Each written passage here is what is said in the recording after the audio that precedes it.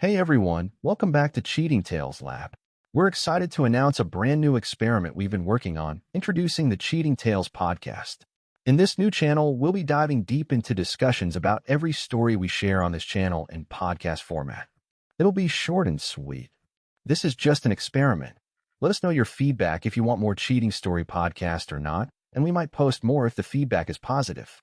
We post a discussion of this story in podcast format. You can find the video link in the description and in the comment section. Now let's begin today's story.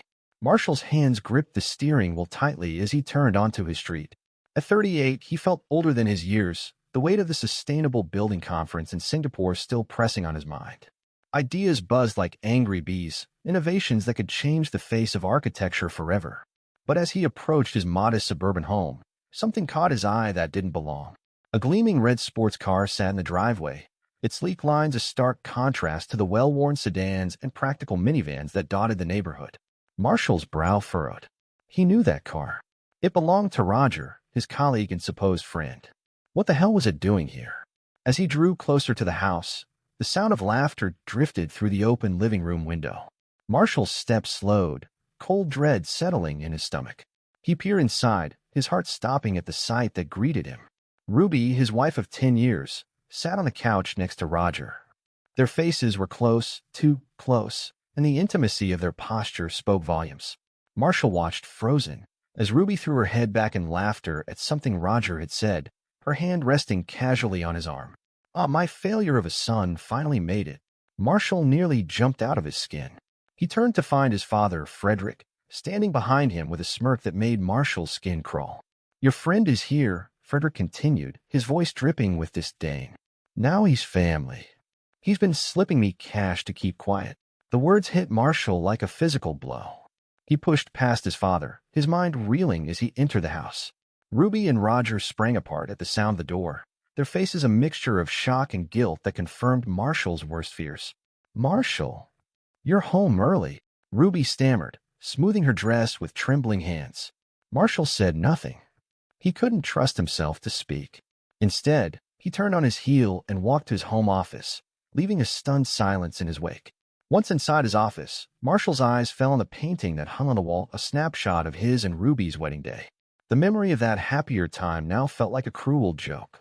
With steady hands that belied the turmoil in his heart, he removed the painting to reveal the hidden wall safe behind it. The safe opened with a soft click, and Marshall began emptying its contents into his briefcase. Stacks of cash, property deeds, financial documents, all the physical proof of the life he and Ruby had built together. Now it felt like ashes in his hands. He was so focused on his task that he didn't hear Ruby approach until she spoke from the doorway. "You can't just walk out with those," she cried, her voice shrill with panic. "I own them too." Marshall turned to face her, and for a moment he barely recognized the woman he had married. Her familiar features were twisted with fear and desperation, and he wondered how long she had been wearing this mask. "You all will burn in hell," he said, his voice as cold and sharp as a knife's edge. "And this is just the beginning." He pushed past her, clutching the briefcase like a lifeline.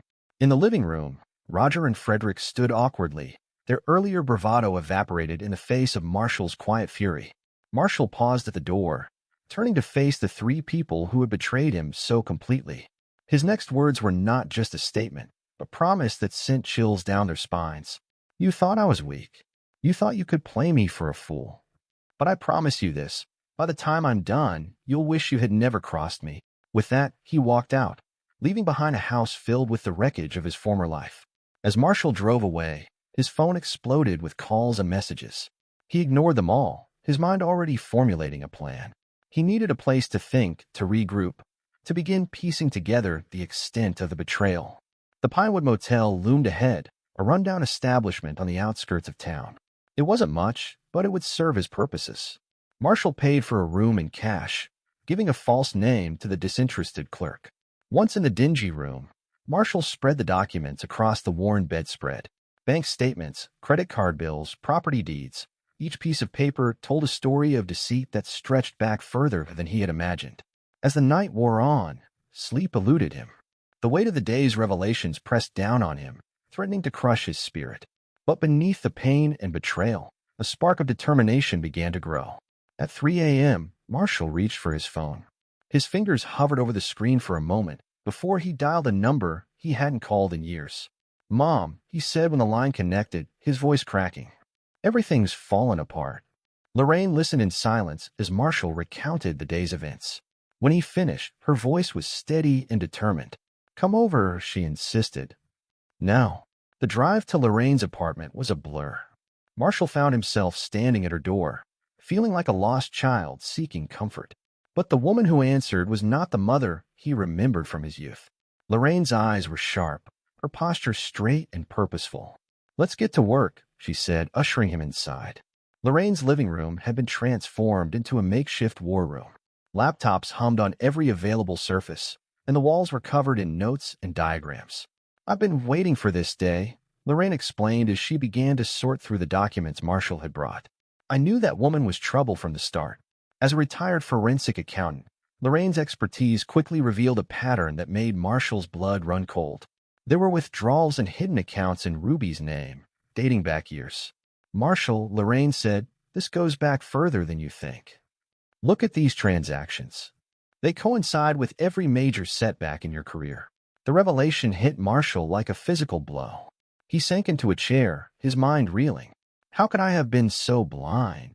Lorraine's hand on his shoulder was comforting, but her words were all business. "We're not done yet. There's more to uncover." As they delved deeper into the financial records, a young woman entered the room. She couldn't have been more than 25, with bright eyes that spoke of a sharp intelligence. "Marshall, this is Nina," Lorraine introduced. "She's a cybersecurity expert I've been mentoring. We need to dig deeper legally."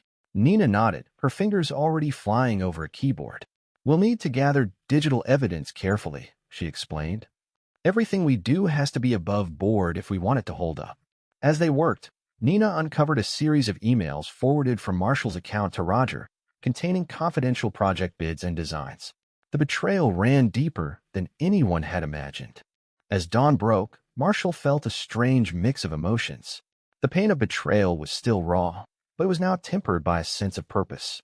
He looked at Lorraine and Nina, these unexpected allies in his darkest hour, and felt a surge of determination. "They thought I was a failure," he said quietly, his voice gaining strength with each word. "I'll show them what failure truly means." Lorraine and Nina exchanged a glance, recognizing the steel in Marshall's voice. The game had changed, and the players had no idea what was coming. As the first rays of sunlight crept through the windows, Marshall stood and stretched. The weight of the past 24 hours pressed down on him, but he refused to be crushed. There was work to be done, a reckoning to be had. The Marshall they knew, the trusting husband, the loyal friend, the dutiful son was gone. In his place stood a man forged in betrayal, ready to show the world just how dangerous he could be. Carlos Mendoza's office at Urbanscape Developments exuded an aura of success and power. The expansive windows offered a panoramic view of the city's skyline, a testament to the many projects Carlos had overseen during his illustrious career. As CEO, he had mentored countless young architects, but few had shown as much promise as Marshall. When his secretary announced Marshall's unexpected visit, Carlos welcomed him warmly. However, the moment Marshall stepped into the office, Carlos sensed something was amiss. The young architect's eyes, usually alight with enthusiasm, now burned with a cold determination that sent a chill down Carlos's spine. "I need your help," Marshall began without preamble, his voice steady and grave. "And you need to know the truth about Roger." Carlos leaned back in his chair, his brow furrowing. "What's this about, Marshall?" In response, Marshall opened his briefcase and began laying out documents on Carlos's desk. As Carlos examined each piece of evidence, his face grew increasingly pale. Project bids with telltale signs of manipulation, designs that were unmistakably Marshall's work but bore Roger's signature, safety reports with glaring omissions. "My God," Carlos whispered, his hand shaking slightly as he picked up a particularly damning document. This affects the integrity of our entire industry." Marshall nodded. "It goes deeper than you can imagine, Carlos. Roger's been stealing my designs for years, manipulating bids, cutting corners on safety. And he's not working alone." For the next hour, Marshall laid out the entire sordid tale, the betrayal, the affair, the corruption that reached into the highest levels of their profession. By the time he finished, Carlos looked as though he had aged a decade. "What do you need from me?" Carlos asked, his voice hoarse. "Your influence," Marshall replied. Your connections. We need to bring this to light, but in a way that can't be traced back to me. Not yet. Carlos nodded slowly, his mind already working on a plan. We'll start with the Architectural Licensing Board. Anonymous tips, carefully crafted. They won't be able to ignore this. Over the next few days, Carlos and Marshall worked tirelessly, compiling evidence and crafting a series of anonymous reports detailing Roger's history of safety violations and ethical breaches. Each tip was a carefully aimed arrow, designed to pierce the armor of Roger's reputation. As the reports began to circulate, Marshall set the next phase of his plan into motion. A charity gala provided the perfect opportunity to leverage his network. With a glass of champagne in hand and a practiced smile on his face, Marshall moved through the crowd, sharing carefully redacted versions of the evidence with key industry players. "Have you heard about the investigation into Urbanscape's recent projects?" he would murmur, his voice pitched low as if sharing a confidence. "I can't say much, but, well, let's just say I wouldn't want my name associated with anything coming out of that firm right now." The whispers spread like wildfire through the gala, each conversation adding fuel to the growing inferno that threatened to consume Roger's career. Meanwhile, Nina had been working her own magic. Her fingers flew across her keyboard, her eyes scanning line after line of code as she wormed her way into Roger's email account.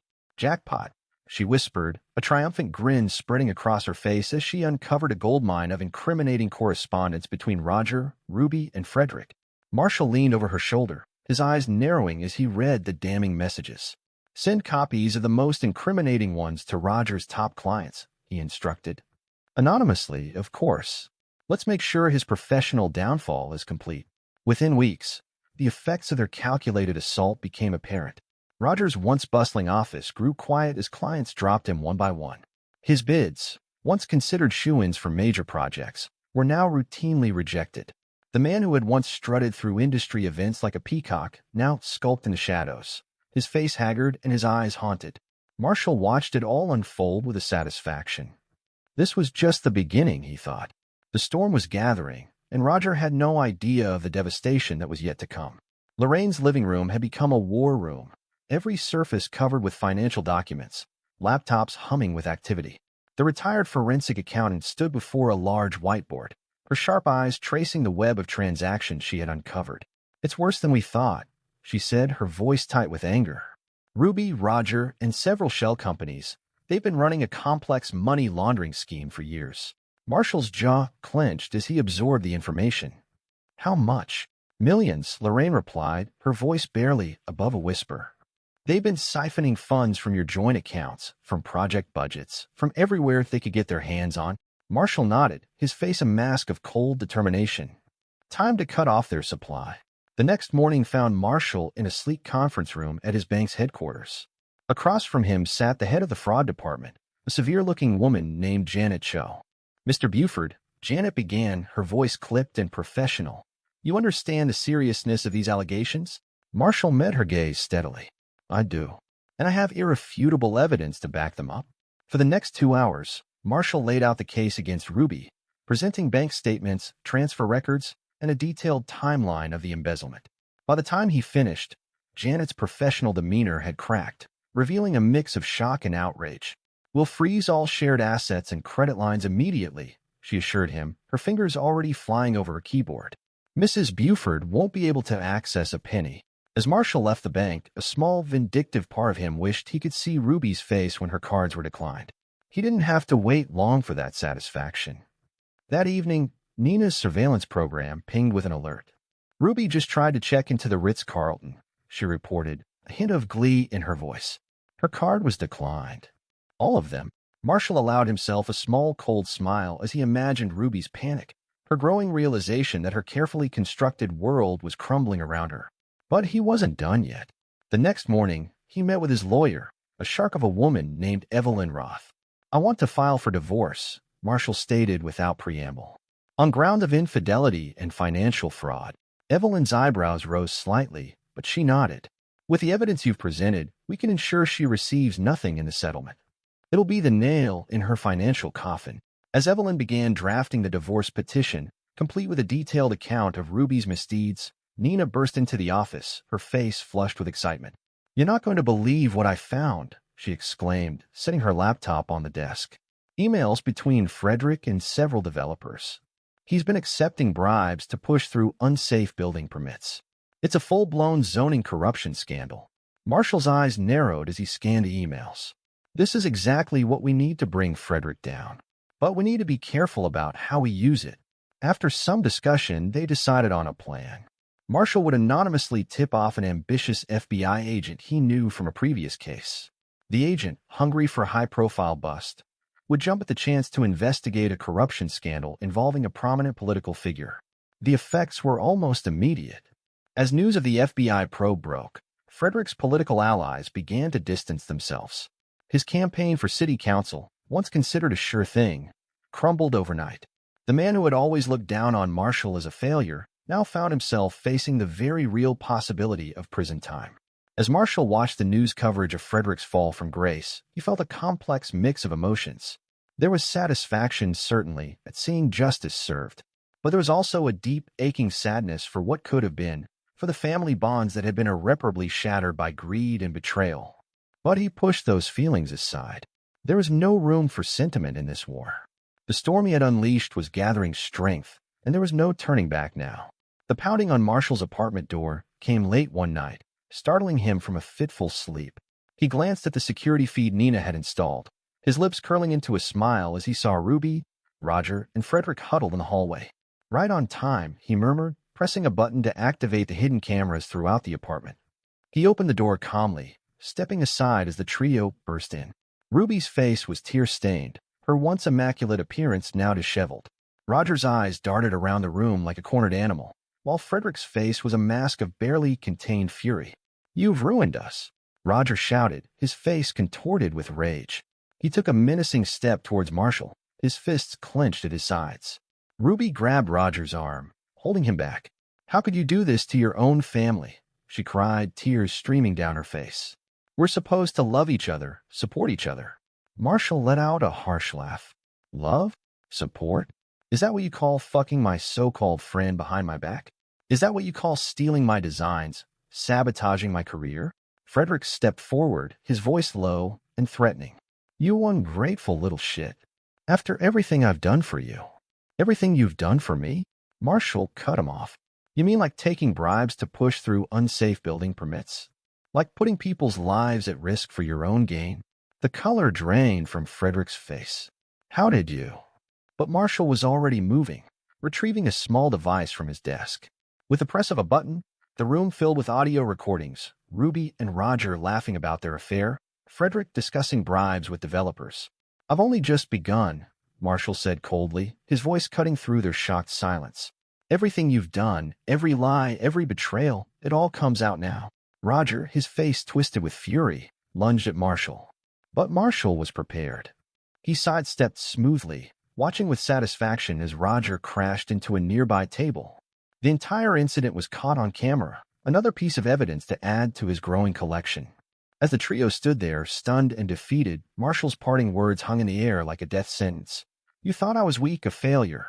Remember this moment when you realized how wrong you were." They left in silence, the fight drained out of them. As the door closed behind them, Marshall let out a long, shaky breath. The confrontation had gone exactly as he'd planned, but the emotional toll was higher than he'd anticipated. He sank into a chair, suddenly feeling every bit of the exhaustion that had been building over the past weeks. The storm he had unleashed was reaching its peak, and there was no turning back now. But as he sat there in the quiet of his apartment, Marshall allowed himself a moment to mourn, not for the people who had betrayed him, but for the man he had once been, the trust he had lost, the innocence that could never be regained. Tomorrow, he knew, the war would continue. But for tonight, in the aftermath of this confrontation, Marshall let himself feel the full weight of what he had lost and what he had become. The town hall stood like a sentinel at the heart of the community, its weathered brick facade a testament to the countless meetings and gatherings it had hosted over the years. Tonight, however, it would bear witness to an event unlike any in its long history. Marshall stood backstage, his heart pounding in his chest. The murmur of the gathering crowd filtered through the heavy curtains, a reminder of the magnitude of what he was about to do. He glanced down at the USB drive in his hand, knowing that its contents would shatter the carefully constructed lies that had poisoned his life for so long. As he peered through a gap in the curtains, he caught sight of Ruby, Roger, and Frederick taking their seats near the front. They looked nervous, fidgeting in their chairs and casting furtive glances around the room. They had no idea what was coming. The mayor's introduction seemed to drag on forever. Finally, Marshall heard his name called. Taking a deep breath, he stepped out onto the stage, the bright lights momentarily blinding him. "Good evening, everyone," he began, his voice steady despite the turmoil in his gut. "Thank you all for coming out tonight. We're here to discuss urban renewal, but today we're going to talk about renewal of a different kind." A ripple of confusion passed through the audience. Marshall caught Ruby's eye for a moment, saw the flash of fear that crossed her face. Good, he thought. She should be afraid. With a click of the remote, the first slide appeared on the screen behind him. A gasp rose from the crowd as they saw the damning evidence laid bare: Frederick's signature on bribe receipts, Roger's stolen designs side by side with Marshall's originals, bank statements showing Ruby's systematic embezzlement. "For years," Marshall continued, his voice growing stronger with each word, "our community has been betrayed by those we trusted most. My father, Frederick Buford, has been accepting bribes to push through unsafe building permits, putting countless lives at risk for his own gain." Frederick's face turned ashen, his eyes darting towards the exits. But Marshall was far from done. "My colleague and supposed friend, Roger Dalton, has been stealing my designs and passing them off as his own, all while carrying on an affair with my wife." Roger slumped in his seat, looking as if he might be sick. Ruby, beside him, had tears streaming down her face, but Marshall felt no pity. "And my wife, Ruby, has been embezzling funds not only from our joint accounts, but from various charities and community projects." The crowd's reaction was visceral. Gasps of shock turned to angry murmurs as neighbors turned to stare at the trio with disgust and disbelief. Marshall could see the moment when the full weight of their actions crashed down upon them. As he continued to present the evidence, Marshall noticed a woman in the back of the hall, her phone held high. It was Bridget Chen, a local reporter known for her tenacious pursuit of the truth. She was live streaming the entire event, ensuring that this scandal would reach far beyond the walls of the town hall. The live stream seemed to open a floodgate. Community members began to stand up, sharing their own stories of how they'd been affected by the trio's actions. "My son was injured when that new apartment complex collapsed," one woman cried out, pointing an accusing finger at Frederick. "You approved those faulty designs. The Youth Center Renovation Fund," another man shouted, his voice thick with emotion. "Ruby, you told us the money had been stolen. It was you all along." As the accusations flew, Ruby, Roger, and Frederick seemed to shrink in their seats. They exchanged panicked glances, clearly realizing that their carefully constructed world was crumbling around them. Unable to bear the onslaught any longer, they stood and made a desperate dash for the exit. But their escape was cut short as they were met at the doors by a wall of angry citizens and a swarm of reporters, alerted by Bridget's live stream. Marshall watched from the stage as the three people who had betrayed him so thoroughly were engulfed by the crowd. A part of him felt a satisfaction at their downfall, but another part, a part he thought long dead, felt a twinge of something else. Not quite regret, but a sadness for what could have been. As the chaos unfolded, Marshall slipped quietly off the stage. His part in this drama was done. The truth was out, and now it would take on a life of its own. He stepped out into the cool night air, leaving behind the shouts and recriminations. For the first time in months, he felt a weight lift from his shoulders. The lies had been exposed, the betrayals laid bare. Now, perhaps, he could finally begin to move forward. The aftermath of the town hall meeting was a whirlwind of media frenzy and legal proceedings. Marshall found himself at the center of a storm he had created, fielding calls from reporters and investigators alike. But amidst the chaos, an unexpected call came through. "Mr. Buford? This is Yuki Tanaka from EcoVision Architects in Tokyo." Marshall's brow furrowed in confusion. "Ms. Tanaka? I'm not sure I understand. I've seen your designs, Mr. Buford. The ones that Roger Dalton claimed as his own. They're revolutionary. We've been looking for someone with your vision to lead our new eco-friendly development project in Osaka." Marshall felt a surge of emotions, surprise, pride, and a glimmer of hope he hadn't felt in a long time. "I'm flattered, Ms. Tanaka, but how did you—" "The scandal has gone global, Mr. Buford. Your integrity in exposing the corruption, combined with the brilliance of your work, has caught the attention of many in our industry. We at EcoVision believe in second chances and new beginnings. We'd like to offer you that chance." As Yuki outlined the details of the project, Marshall felt a spark of excitement he thought he'd lost forever. This was an opportunity to start fresh, to rebuild his career and his life on his own terms. I'll need some time to consider your offer, Ms. Tanaka, Marshall said, his mind already racing with possibilities. Of course. Take all the time you need. We believe you're the right person for this project, Mr. Buford. We'll be waiting for your decision. After hanging up, Marshall sat in silence for a long moment, contemplating the unexpected turn his life had taken. Then, almost on autopilot, he found himself driving to his childhood home. The old family home stood empty, a hollow shell of what it once was. As Marshall pushed open the front door, the hinges creaked in protest, as if the house itself was reluctant to admit him. Dust motes danced in the shafts of sunlight that pierced the gloom, settling on the bare floors where furniture had once stood. The house looked different somehow, smaller and more worn than he remembered. A figure emerged from the shadows of the porch. It was Ruby, looking like a ghost of her former self. "Marshall," she whispered, her voice cracking. "Ah, I've changed. Please, can't we start over?" She reached out for him, her eyes pleading, but Marshall took a step back. He looked at her, really looked at her, and saw not the woman he had loved, but a stranger wearing her face. "The time for that has long passed, Ruby," he said, his voice firm but not unkind. "I'm not the man you thought you could fool anymore." Ruby's face crumpled, tears welling in her eyes. But Marshall had no comfort to offer her. He moved past her, entering the house to collect the last of his belongings. A figure stumbled out from the behind. It was Roger, disheveled and reeking of alcohol. "Marshall, please," Roger slurred, falling to his knees. "I'll confess. I'll tell everyone it was all me. Just call off the professional wolves. I'm ruined, man. Ruined." Marshall looked down at the pathetic figure before him, feeling a complex mix of emotions: anger, pity, disgust. "Your confession means nothing now, Roger," he said quietly.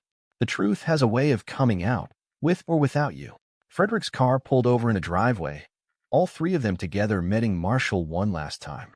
Ruby, Roger, and Frederick filed in behind him, their footsteps echoing in the emptiness. The weight of their actions hung heavy in the air, almost palpable in its intensity. "I wanted you to see the consequences of your betrayal," Marshall began, his voice steady and cold. "This empty house is a monument to the lies you've built your lives upon." Ruby flinched at his words, her eyes darting around the barren living room as if searching for ghosts of happier times. Roger stood with his head bowed, unable to meet Marshall's gaze. Frederick, however, met his son's eyes defiantly, though the tremor in his hands betrayed his unease. "I've made a decision," Marshall continued. "I'm accepting a position in Osaka. A chance to start over, to build something meaningful." "You're leaving?" Ruby's voice was barely above a whisper, thick with unshed tears. Marshall nodded. "I'm choosing to move forward. I'm not seeking your forgiveness, nor am I offering mine, but I am choosing to leave the past where it belongs." He paused, letting his words sink in. Then, with a hint of satisfaction, he delivered the final blow. "I've donated a significant portion of the recovered assets to a foundation supporting victims of fraud and betrayal." It seemed fitting, given the circumstances. The news hit them like a physical blow. Frederick's face turned red with anger, while Ruby let out a choked sob. Roger simply looked defeated, as if the last of his spirit had been crushed. For a moment, silence reigned. Then, to everyone's surprise, Frederick spoke up, his voice uncharacteristically subdued. "Son, I was wrong about you. About everything." Marshall studied his father's face, searching for any hint of deception. But for perhaps the first time in Frederick's life, his words rang true. Marshall nodded, acknowledging his father's words but not accepting them as absolution. "Goodbye," he said simply, turning towards the door. As he stepped out onto the porch, leaving behind the wreckage of his old life, Marshall felt a sense of lightness he hadn't experienced in years. The sun was setting, painting the sky in hues of orange and pink, a fitting backdrop for this final chapter. He climbed into his car, casting one last glance at the house in his rearview mirror. As he pulled away, the cityscape began to fade, replaced by the promise of a new horizon. The road ahead was long, and Marshall knew the journey wouldn't be easy. The scars of betrayal ran deep, and trust would not come easily again. But as the miles rolled by, he felt a growing sense of possibility. In the end, he reflected, the greatest revenge wasn't in destroying those who had wronged him. It was in rising above their betrayal, and building a life they could never touch or taint. The future stretched out before him, a blank canvas waiting to be filled. As the last vestiges of his old life disappeared in the rearview mirror, Marshall allowed himself a small smile. The storm had passed, and though the damage it had wrought would take time to heal, he was finally free to chart his own course. The road wound on, carrying him towards Osaka, towards new challenges and opportunities. And for the first time in a long time, Marshall Buford looked to the future not with dread, but with hope. This is where our story comes to an end. Share your thoughts in the comment section. Thanks for your time. If you enjoy the story, please subscribe to this channel. Click on the video you see on the screen, and I will see you there. My cheating destroyed my marriage. I regret it deeply, but now my husband is out for revenge. Oh no, I need to call the police. What were they thinking? I got attacked by a woman around 35 years old, wearing a hat and dark glasses. Can you guess her age? That's the best description I could manage. I'm having a hard time understanding this. Let me start from the beginning. Maybe it will make more sense. I'm hoping that by writing everything down, I can figure something out. The shock of being attacked without reason in public is so different from anything I've experienced before. I just can't wrap my head around it. Just a few hours ago, life was great. I had a wonderful life, a beautiful home, money in the bank, and a husband who adored me. But that's not why I was so happy leaving the office on Monday. It was for a more private reason. My husband was away on business, and I had plans with my lover, John, when I got home. John is a recent addition to my life, and he's taken me to new places in bed. That's why I was walking to my car with a smile on my face. As I approached, I felt a hand on my shoulder. Hoping it was John, I turned around, only to be met with a fist to my face from an angry woman. I barely had time to see her face before falling to the ground, letting her kick me in the back without a word. Eventually, she left, and fearing she might return, I called for help. The ambulance took me to the hospital. I arrived before the night rush, so I passed out a bit and was quickly attended to. Besides a split lip and some bruises, I was okay. They warned me about delayed concussion symptoms and told me to ice the bruises before sending me home. The police questioned me, but with a vague description of a slender blonde woman in a hat and dark glasses. Catching her seemed unlikely. I couldn't even tell if she was a natural blonde or give a reason for the attack. I asked the police for a ride back to my car, but they said it was against the rules. I tried to put on a smile, but my lip hurt too much. Attempting to call John for a ride failed, so I had to call a taxi. My new plan for the evening was painkillers, maybe vodka, ice for the bruises, and a long bath until it was time to call my husband. He always knew how to help me make sense of things and make me laugh when I was sad. I wouldn't be surprised if he dropped everything and drove 4 hours home after hearing what happened. I guess I was always his priority. I had only been home for about half an hour. The bathtub was full, and the ice was cooling my martini when there was a knock on the door. Thinking it was the Chinese takeout I ordered, I opened the door. The next thing I knew, I had vague memories, and as I tried to sit up, my head hurt terribly. Something had dried on my face. Scratching a bit, I found blood under my fingernail. Panic set in as I felt my entire face gently. Thankfully, my nose wasn't broken, but my cheek was, and I had a black eye. Turning my head slowly, I saw dried. Blood spatters on the floor. Continuing my inspection, I found a lump on the back of my head and a bruise, likely from hitting the floor. Despite the pain, I straightened up. Hallucinations and flashes of images played in my mind. I distinctly saw a stocky woman with long black hair and almost bushy eyebrows, her face hidden by a scarf. That's all I saw, except for a wooden handle or bat flying toward my eyes. I woke up embarrassed, still on the couch. The clock showed 5 a.m., and I had a terrible headache. Every movement felt like a bowling ball hitting the walls inside my skull. As I staggered into the kitchen, I felt pain in my groin. The attacker must have kicked me there. I swallowed 2 painkillers and staggered to the bathroom. The mirror revealed an unpleasant sight. Whatever they slammed me with, my nose was okay, but my cheek was broken, and I had a black eye. Who are these people? This woman, and the one from this afternoon, what's going on? I didn't think I had any enemies, even though I'm a real estate agent. I wondered if I should call more than one ambulance, but decided against it. Yesterday afternoon, the doctor advised me to watch for delayed concussion for 8 hours. It's been longer since I got drubbed the second time. I also thought about calling the police, but chose not to. Our front door wasn't visible from the hotel grounds, and I had less information to provide than last time. One woman accidentally attacking me is one thing, but 2 is just weird. Despite the late hour, I decided to call Dave. He would know what to do. Oh no, Dave. What did he think when he tried to call me last night like he always did, and I didn't answer? He would try calling my cell phone and home phone and then ask where I was. I hope this didn't make him think I was sneaking out of the house when he wasn't here. I've always been incredibly careful in my dealings. Wouldn't it be ironic if a false tip gave me away? Taking my mobile phone, I checked how many missed calls there were from my husband. Strange, but there were none. I picked up my home phone and dialed the number to get a list of my latest actions. The last unanswered call was made 3 days ago. I couldn't remember the last time Dave didn't talk to me when he was gone. In fact, it was part of my safety net that I would routinely call him on his hotel phone, citing the supposed dangers of using a cell phone too much before going to meet my lover at a motel, or on very rare occasions inviting him out here. This reminded me that I had called John on my cell phone the previous afternoon and had not yet deleted the record. I wasn't stupid enough to store his number in my phone. Without a trace, there was no evidence. There were several photos on it that should never have seen the light of day, but my phone was the only place they were kept, and they were hidden there. I also made sure it wasn't locked with a regular password or one of those boilerplate items, just my fingerprint. And a huge, strong password. Dave thinks it's a work requirement not to share my password.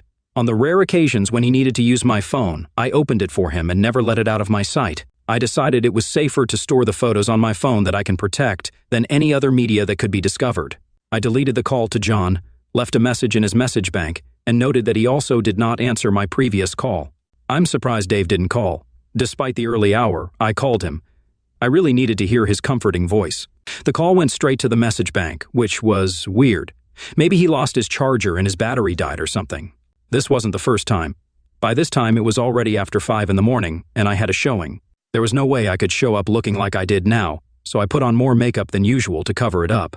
After all, I had a whole arsenal. I should probably explain this. You see, all through high school, I was very ordinary. You've all met those who watched from the sidelines as all the boys worth their salt ignored them to go after the athletic, popular, bright girls. Although I was proud that I was not like some other plain ones, they exposed themselves to everyone, mistakenly believing that being popular meant they had succeeded. Thus, I hadn't any relationship when I left school at 16. My parents were not overly ambitious toward me and were happy to support me as I attended a series of evening courses to gain some administrative qualifications while I worked as a waitress in my spare time. I lost my purity to someone who, I realized too late, was a smart carnivore. I realized this the next morning after a quick, not-so-convenient closeness in his hotel room when he asked me to leave. I chalked it up to experience and thought that this episode had made me an expert at choosing carnivores. That did not happen. My next 2 closeness encounters ended just as disastrously. The one after them was a guy with less experience than me. Here, I already left him after the first night. This is how I sailed through life until I was 20. That's when Dave came into my life. Dave was a year ahead of me in school and seemed to be my male equivalent. He was tall and thin, but nothing else about him was striking. We got to talking at the restaurant where I worked, where he invited several clients to lunch. After the first meeting, I learned enough to understand that he was a man with a clear career plan and determination to get things done. I accepted the date, and the rest, as they say, is history. I hooked up with him about 2 weeks after meeting, and it was clear we were both new to this, making it awkward. We were both open to learning and used each other for that. If I had to describe my life a year before he turned 21, I'd say it was good. I had a boyfriend who was growing and clearly loved me. We weren't invited to fancy events, but we didn't mind. We moved into an apartment, and I was taking a real estate course paid for by Dave. When my crucial birthday came, Dave celebrated his first big bonus by treating me. I got my own car, a voucher for 2 days with a beauty consultant, and a bigger engagement ring than I expected. I said yes, drove the car, and delayed using the voucher. Oh, I wish I could tear up that voucher. Then I could have a husband with his phone on and a face without bruises. Dave reminded me about the voucher, but I was busy planning a simple wedding. We didn't have many friends. In the end, I decided to use it for a little treat for myself before the big day. That's when I found out it was for 2 days with Caroline, an elegant woman in her 30s. I don't know what qualities she had, but she knew how to showcase femininity. Our first stop was a hairdresser, where I had a major makeover. I have to admit, I was nervous about how it would turn out. The rest of that first day was spent shopping. Caroline took me to upscale stores, and later that evening she used my phone to ask Dave to update my credit card. At the end of the day, looking in the mirror at my new hairstyle and clothes, I almost called Caroline to tell her not to worry. The next day, the hairstyle and clothes truly made me beautiful. The following day at the salon, I got pampered with a pedicure, manicure, facial, and scalp massage. Then I met Colin, who claimed to be more fun than a tree full of monkeys and, if you believe him, used to be a beautician for some famous stars. He and Caroline transformed my face over the next 2 hours, including some corrections. I wasn't allowed to look until they said I was perfect. When I saw my reflection, I involuntarily took a step back. That's when Caroline's true genius emerged. The clothes and hairstyle that seemed out of place before now framed a face that I had to admit was beautiful. I couldn't believe it. The change was stunning. Caroline made me look up from admiring myself for Colin's 2-hour lecture on how he uncovered the natural masterpiece that was me. I thanked him and Caroline for this life-changing experience. If I had known how it would actually affect me, I might have been shocked. Dave did a funny double-take when I got home but quickly recovered, telling me it just showed me as he always saw me. That night was the wildest in bed, and 3 days later, we were married. The honeymoon was confusing. Men and handsome guys who never paid me attention were now vying to dance with me. I humored them when Dave didn't mind. He was the first to admit that dancing wasn't his favorite. Despite all the attention, it still didn't hit me that the game had changed. This realization started when the wedding photo album arrived. I saw that I was absolutely stunning, and for the first time I felt that I had married a man a bit shorter than me, noticeable in various settings. I probably feel this way deep down even today, which is neither logical nor fair. What have I achieved in the 5 years since my marriage compared to Dave? He built his business and was on his way to becoming a millionaire. I used my looks to sell real estate. Despite the unequal success, for some reason I felt superior. 5 years later, after revealing my true self, I became popular, praised, entitled, and, within 6 months, an unfaithful wife. In my defense, resisting temptation was extremely difficult. Suddenly, my mind, which believed my body was a 5 out of 10, was pursued by men who were 9 out of 10. It took waking up with a third such man for me to realize they were just more attractive versions of the carnivore who took my honor. From that point on, I had complete control in choosing my partners. Now, with my bruised face, I decided to put on a good layer of concealer and foundation. Feeling sorry for myself, I attempted to call Dave every 15 minutes, but had no luck. It took an hour and a half of layering until I managed to hide everything to my satisfaction. Unfortunately, I had no success in communicating with my husband, or explaining the strange behavior of the two women. To ease my loneliness, I made coffee and drank it, feeling more alone than I had in years. Making friends with women was always a challenge for me, and with Dave's unresponsiveness, I found myself isolated in my darkest hour. With an hour to spare, I texted John to call me when he could, then occupied myself with meaningless content in my inbox until it was time to leave for the office. Carrying the laptop bag and luxury briefcase Dave bought me last year to my car in the detached garage, I placed them in the back seat. Slamming the door, I turned to the driver's door, and unexpectedly, she was standing right in front of me. As I turned away from the back door of my car, I can only assume she must have been hiding behind the garage wall or somewhere else. When I re-entered, the incident happened so quickly that it was hard to recall how it ended. I remember falling to the ground, feeling someone's foot step on my hands, which I instinctively raised to protect my face. The blows eventually stopped and I ran toward the house. The brutality of the attack was utterly shocking, and my face was burning. Leaning briefly against the door, I stumbled toward the downstairs bathroom. The mirror revealed 3 long scratches on my left cheek and 2 on my right, apparently caused by raking fingernails. My right arm and forearm hurt, but fortunately nothing was broken. I called the police again, then Dave and John. While I waited for the cops to arrive, no one answered. I felt so alone. The office called just after 9, questioning why I had abandoned the client. They only calmed down a bit when I explained the attack. While working for a real estate company, the police were of little help, and it seemed like the media stink thought I was wasting their time with vague descriptions. They interviewed neighbors and asked if I needed an ambulance. I didn't. I needed my husband to answer my call. In complete confusion, I closed the door behind the cops, walked into the living room, and yelled at the photo on the mantel where Dave and I were standing. "Next time, you'll take your phone charger, Dave, even if I have to pack it for you myself." An attack by one random woman wasn't unusual. 2 was statistically unlikely, but 3 was almost impossible. So, it was time for me to carefully consider the possible reasons why I had so many enemies. Unfortunately, I couldn't think of anything. This time, makeup couldn't conceal the scratches. To worsen matters, I had to remove the earlier applied creams with a makeup remover pad to apply a little disinfectant to my new scratches. It's unknown what kind of microbes this psychopath had under her nails. The scratches burned intensely, and the disinfectant felt like I'd poured gasoline on my skin. The task was made even more difficult by the fact that my right arm was starting to feel raw and bruised. By the end, my face was red and blotchy, and the last attacker must have been wearing heels or something, as bruises appeared on my arms and forearms in distinct forms. I called Dave again, eager to hear his voice, but the call went to voicemail once more. Frustrated, I considered sending him an email, hoping he'd hurry home when he read it. The issue was my laptop in the car. Walking down the stairs awkwardly like a 90-year-old, I couldn't ignore the noticeable bruises on my lower back, legs, and groin. Trying to turn the bolt on the front door, fear held me back. I scolded myself for cowardice. Remembering real estate seminars, I gave myself a pep talk. The motivation behind the beatings was a mystery, but after the 3 women took out their anger on me, it seemed like a case of mistaken identity, or so I thought. Now, thinking logically, I considered viewing the garage from the back door to surprise and ambush someone. Walking from room to room, checking windows and the route to the garage, I realized there were blind spots. The secluded backyard left me vulnerable without witnesses. My phone rang. "Dave, finally!" I rushed toward it, ignoring the protest of my bruised and battered limbs. I was disappointed. It wasn't Dave. It was my office, arranging a meeting with a client at a hotel in minutes. Excuses about being injured fell on deaf ears. They were working lean, and if I couldn't handle it, they made it clear they could find a replacement.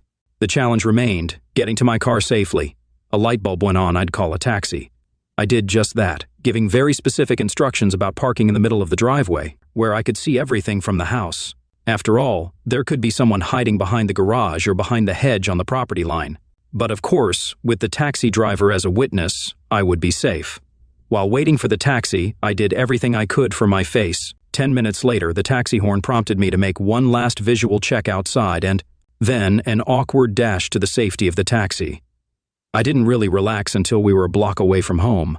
The driver was a woman, which worried me, but after she asked where I was going, she lost interest in me. 15 minutes later, nearing our destination, I realized that I had made a terrible mistake.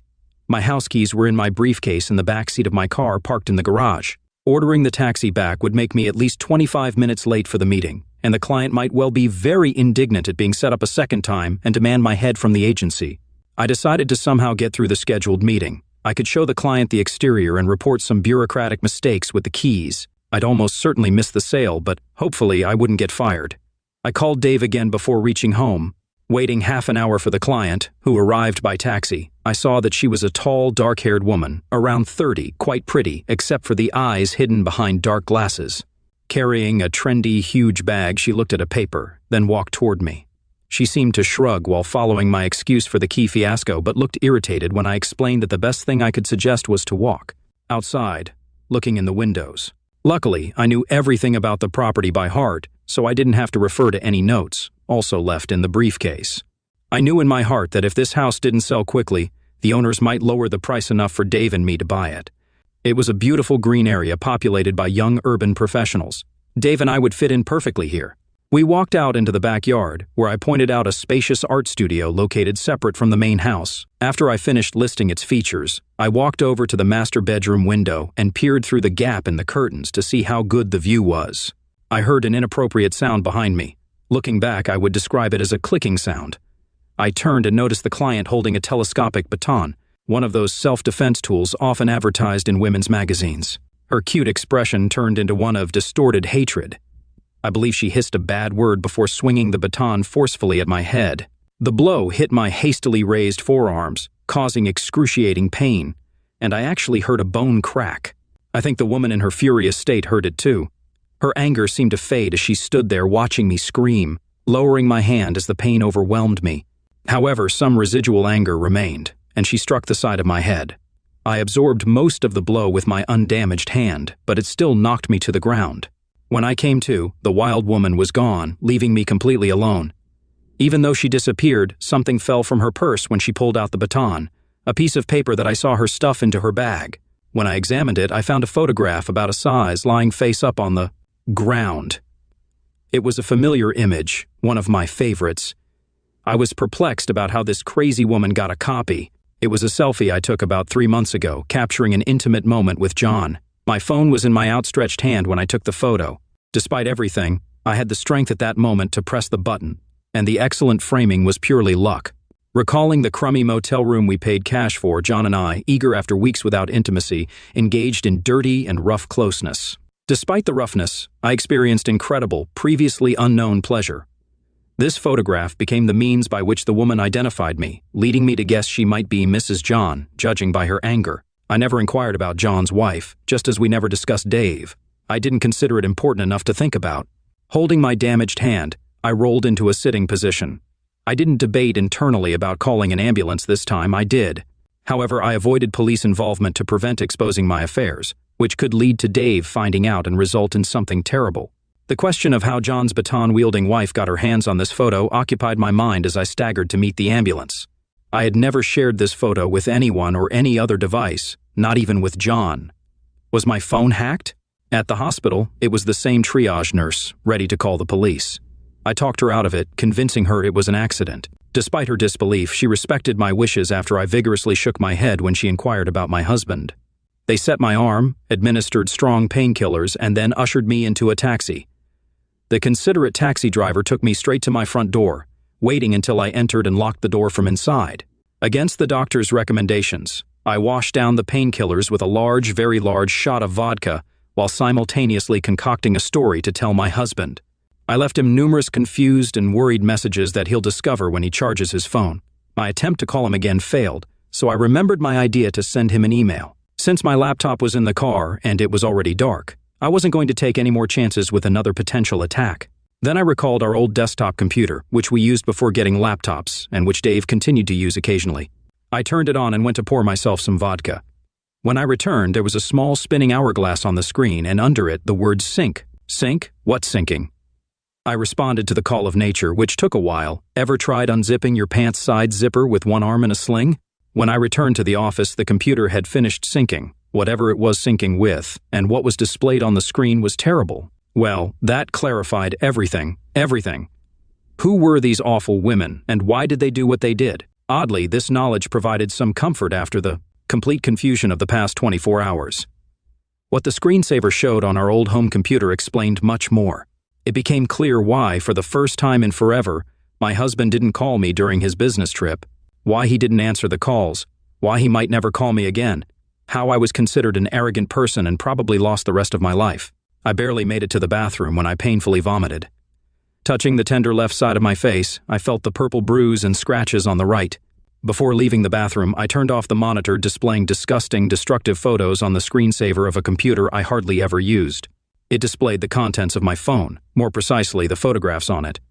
They flashed on the computer screen, changing approximately every 10 seconds. Strangely enough, photographs of houses or specific interior elements were interspersed with much more graphic photographs. I recalled how, a couple of weeks ago, my boss hired a tech company to update our phones. I watched like a hawk while the technician played with mine. Now, it was obvious that at least one of these changes resulted in the photos I had so carefully hidden on it being transferred to my desktop, along with the rest of my photo folder. And if they could see the desktop of the old computer, could they? Oh no. Dave's laptop was much more modern than the old home computer. A feeling of dread came over me as I imagined Dave looking at the 100 or so trophy photographs. Photographs meant only for my personal pleasure. Photos of me and different men in different poses. Can I imagine Dave capturing photographs of my lovers' faces, printing them, taking them to my work, and comparing the faces to the names in their files with the help of our secretary, who always had a soft spot for him? Unfortunately, yes, I can. Names led to addresses. And wives who saw the photographs, wives who, in my case, provided the blows, scrapes, and bruises. After yet another unanswered call to my husband's phone, I struggled upstairs and checked his wardrobe. But what I saw only made my depression worse. Then, ignoring the terrible photos on the old computer screensaver, I turned on the monitor again and logged into our bank's online website. I saw a few tiny numbers where there should have been big ones. I dropped my chin to my chest. The realization of what a spoiled, conniving, entitled person I had become shocked me. The blow was as painful as all my physical injuries combined. Working with both commercial and domestic properties, there was never a shortage of male clients to choose from, and I made a choice. Perhaps in the early days, I tried to be very careful with my lovers. Back then, I had a strict rule: no photos, videos, or any traces. Oh, I did make a few mistakes along the way. I was almost exposed by one guy who wanted to continue the relationship after it had run its course, in my opinion. It was then that I decided to limit myself to married men who had as much to lose as I did. But I calmed down and relaxed some of my rules when it became obvious that Dave trusted me implicitly. Error. Big mistake. Huge. I should have stuck to the no photos rule. I kicked myself for my absolute arrogance, wondering how I could let this happen. I became the popular girl I dreamed of being in school, and somehow had to back up that popularity by sleeping with all the hot men. My mistake was thinking that my marriage could withstand the truth about its real nature. I'm not naive enough to believe that Dave would never discover my affairs. But I had a plan ready for that scenario. One I was confident Dave would accept. I figured he wouldn't easily find a replacement on my level, and ultimately he'd forgive me. My plan hinged on him learning about just one lover. I'd admit my weakness. claim he was a skilled seducer, shed some tears, promise it wouldn't happen again, and then ask him to let me share everything I've kept hidden. As I reflected, I wondered if this was merely a self-preservation tactic, a way to postpone the inevitable realization that Dave had no intention of forgiving me. He didn't catch me in bed with someone else, triggering my rehearsed response. How could I have predicted he'd discover me in intimate spaces with dozens of lovers at the same time? My wife cheated on me with her boss, but I moved on to happiness while she lost it all. Yes, my wife cheated on me, and indeed she left me for another man. Initially, I was consumed by rage and wished to damage both of them, however, that never materialized.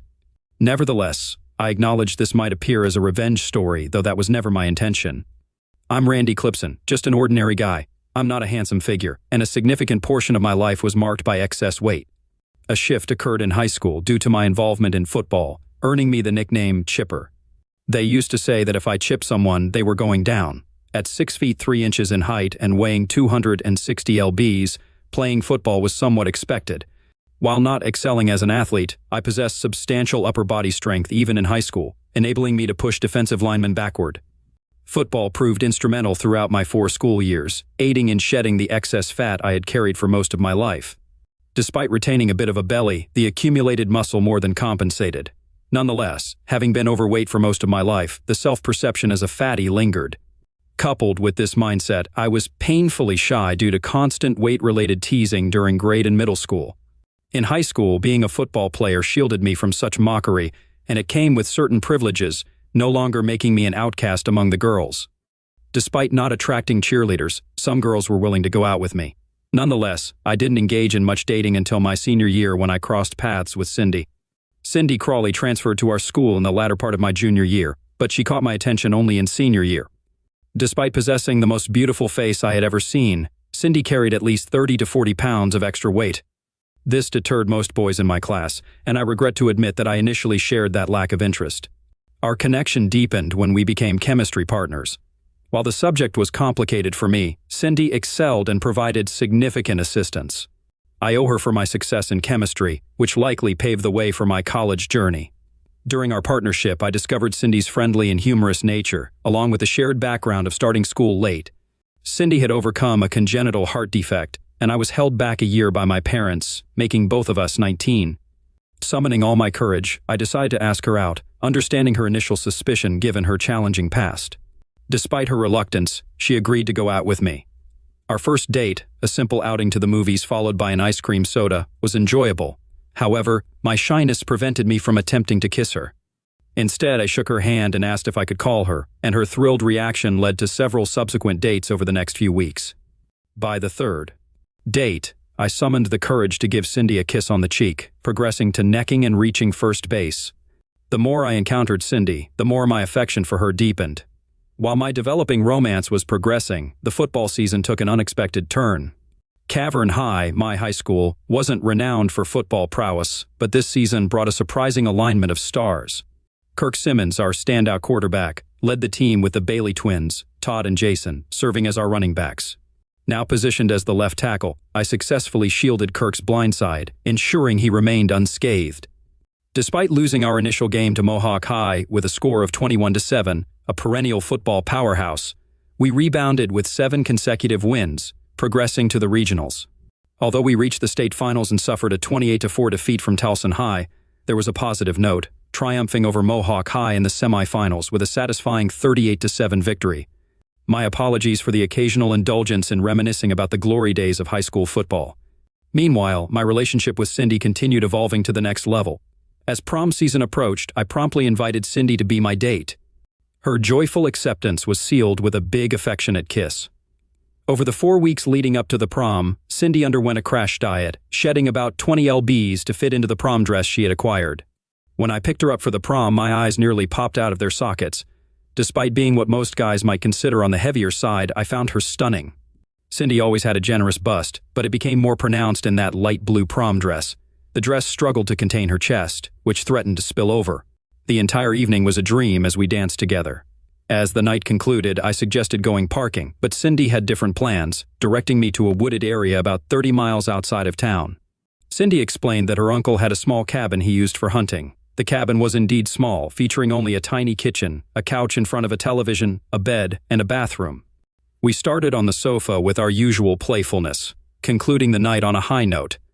Despite our extracurricular activities, I got Cindy back home 15 minutes before her 2 a.m. curfew.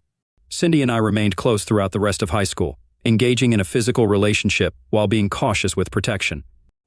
Following graduation, I received a partial football scholarship at a Division II school 2 states away, while Cindy opted for a local community college. My major was computer science, and hers was psychology. Since I was heading off to school, we discussed what to do about our relationship. By mutual agreement, we decided to break up, feeling it wouldn't be fair to hold each other back. It was the toughest decision I had ever made. I can't even explain how awful I felt going off to school and leaving Cindy behind. She told me that if we were meant to be together, it would happen.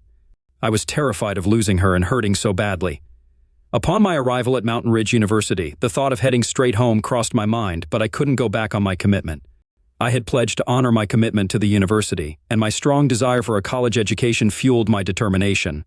The only solution I could think of was immersing myself in football practices and schoolwork from morning till night. I dedicated myself to keeping my mind occupied, despite the coach's advice against it. My coaches and teachers were impressed by my work ethic. Taking a full load of classes and being a college football player meant shedding fat and building muscle through intensive weight training, resulting in both upper and lower body strength. With only a partial scholarship, my parents covered the remaining balance, even though I knew they struggled with the cost. Playing football left me with no means to contribute financially. While I lacked funds to come home, I made a weekly call to Cindy, who appeared as devastated by our split as I was. My first college year concluded successfully, excelling in both football and academics. By the third game of the season, I earned a spot in the starting lineup, shifting to play left guard due to my slower speed. My increased strength proved beneficial, contributing to our 8-2 season record. Academically, I ended the year on the dean's list, much to my parents' delight. During the summer, Cindy and I resumed our relationship. I found myself deeply in love with her, or so I believed at the time. Reflecting on it, I've questioned whether it was love or just lust. After careful consideration, I lean towards love, as a small part of me still holds affection for her. I worked and took 3 online courses during the summer, determined to finish college as soon as possible. Cindy and I also resumed our bed activities, exploring each other's bodies whenever possible. I completed college in 3 years and married Cindy right after graduation. Both employed by the multinational software and electronics company Tri-Orbit Electronics in Virginia, we worked in software development and human resources, respectively. After saving enough money, we purchased a small house and began discussing starting a family. The first 3.5 years of our marriage were wonderful. Except for one aspect, we both gained a significant amount of weight. Cindy reached 230 lbs, and I weighed in at 310 lbs. I carried the extra weight better due to my height, but neither of us was content with the excess pounds. Despite unsuccessful attempts at dieting, my love for Cindy remained unwavering, regardless of her size. After 3 years of marriage with no kids, we consulted our family doctor. Following a series of tests, he found nothing wrong with either of us but suggested weight loss might aid Cindy's conception. So, for the first time in our lives, we embarked on a strict diet. 6 months later, Cindy was down 50 lbs, while I was only down about 25, but I must admit that I cheated more than I should have. Cindy's weight loss was noticeable, attracting attention from men. Alongside the diet, Cindy began going to the gym 5 days a week. Observing her transformation, I realized I had to step up my efforts. I strictly adhered to our diet and started hitting the gym with her. By the end of 1 year of dieting, Cindy had shed 80 lbs, and I had lost 90.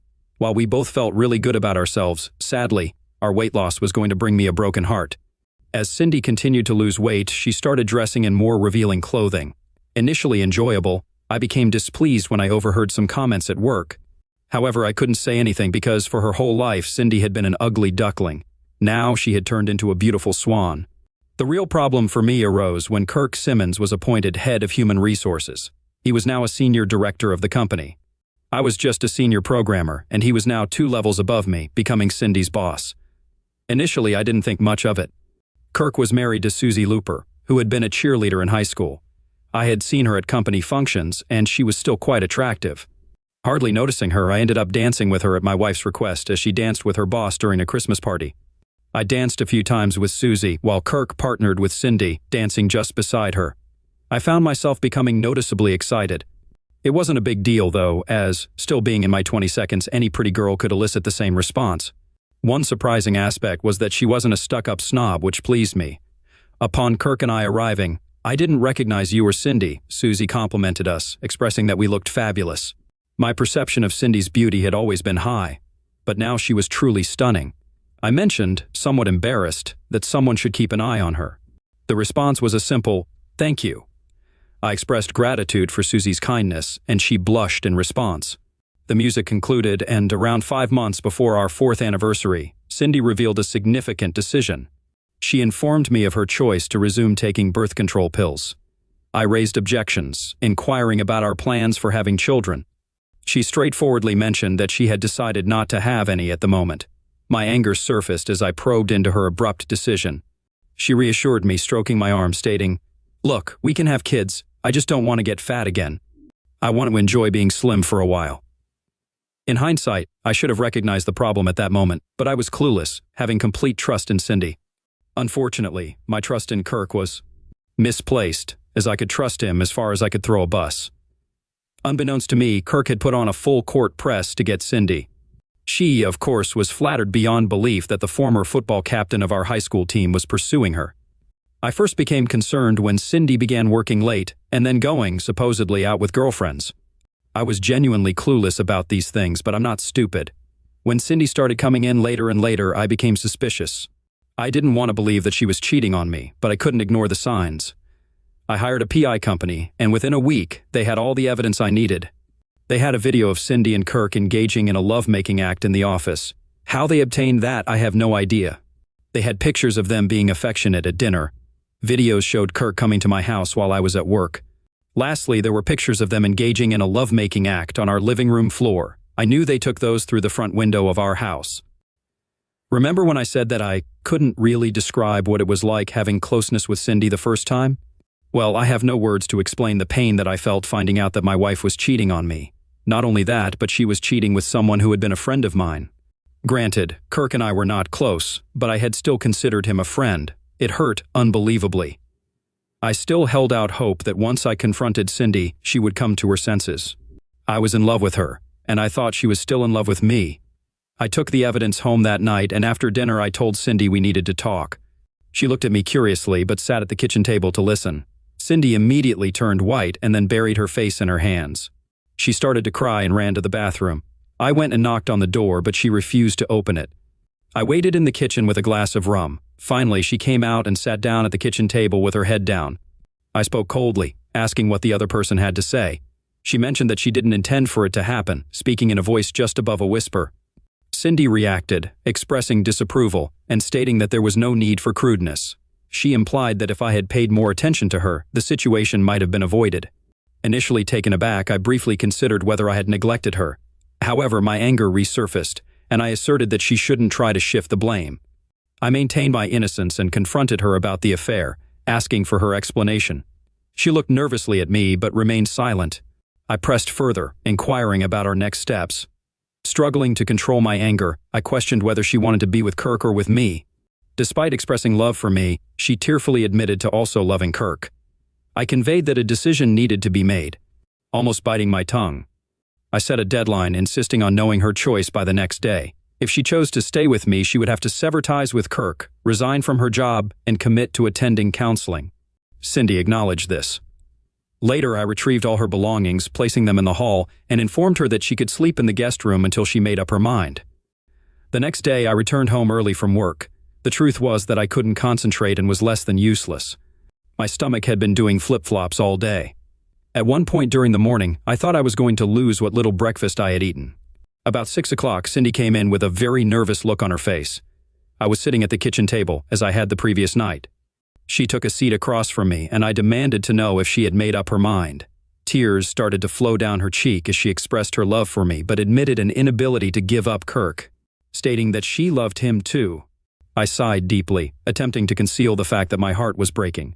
Acknowledging her choice, she simply nodded, causing a pain deeper than if someone had stabbed me. My brain was about to explode. I was going back and forth at 1,000,000 miles an hour between eliminating them both and curling up in the corner and crying my eyes out. I sarcastically remarked that she had chosen quite the winner. Bringing up Kirk and Susie's new baby boy, I questioned whether it bothered her to leave the child without a father. A hint of anger and shame crossed Cindy's face as she mentioned that Kirk had planned to divorce Susie before their involvement. Continuing, I asked if she was willing to discard almost 4 years of marriage just like that. Struggling to contain both my temper and tears, I sought an understanding of her decision. To be truthful, right then, I was seriously considering smacking Cindy to a pulp and then going to look for Kirk to break his neck. She softly expressed regret for any hurt caused, her voice tender. She clarified that she hadn't intended for it to happen, but had fallen deeply in love with Kirk, and he felt the same way. Despite feeling an intense urge to damage her at that moment, I recognized the importance of maintaining control.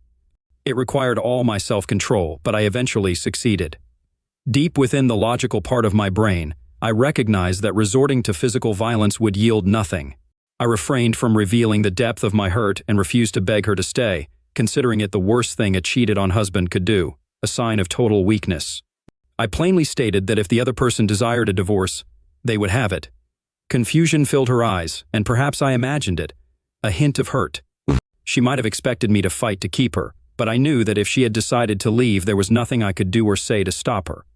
Cindy was taken aback by my behavior but rose and started packing her belongings. The following day, I visited the bank and our financial advisor, explaining the situation and withdrawing half the funds from each account. I then established separate accounts in my name only, canceled all our credit cards, and applied for new ones solely in my name. I listed our house for sale through a realtor friend and finally consulted a divorce lawyer. With a heart full of hatred, I ensured Cindy was served at work, citing infidelity as the cause. The divorce proceedings were relatively straightforward. With only about 4 years of marriage and no children, there was nothing to dispute. We split everything evenly and went our separate ways. Kirk's divorce was messier. Dealing with a child under a year old and Susie having never worked, he faced child support and alimony.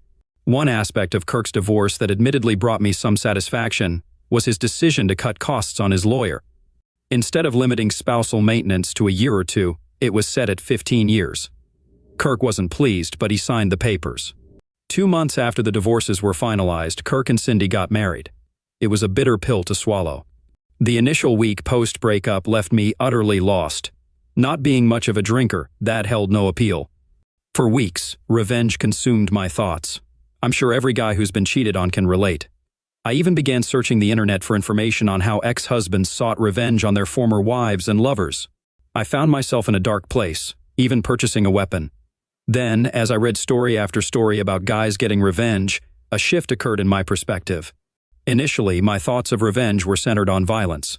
Subsequently, I considered damaging their property, contemplating ideas like flattening all their tires, putting sugar in their gas tanks, flooding their new house, and various other impractical schemes.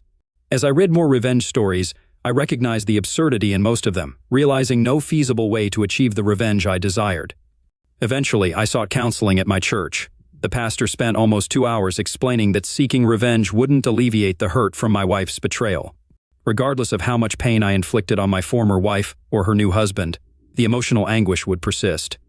The pastor's advice, though seemingly simple for someone with my kind of pain, emphasized that only time and distance would heal my heart. Despite my initial skepticism, I acknowledged that being near Cindy without the possibility of being with her would continually reopen the emotional wound. I also accepted the pastor's truth about revenge. It wouldn't alleviate the hurt. Consequently, I followed his counsel, necessitating the establishment of distance between Cindy and me.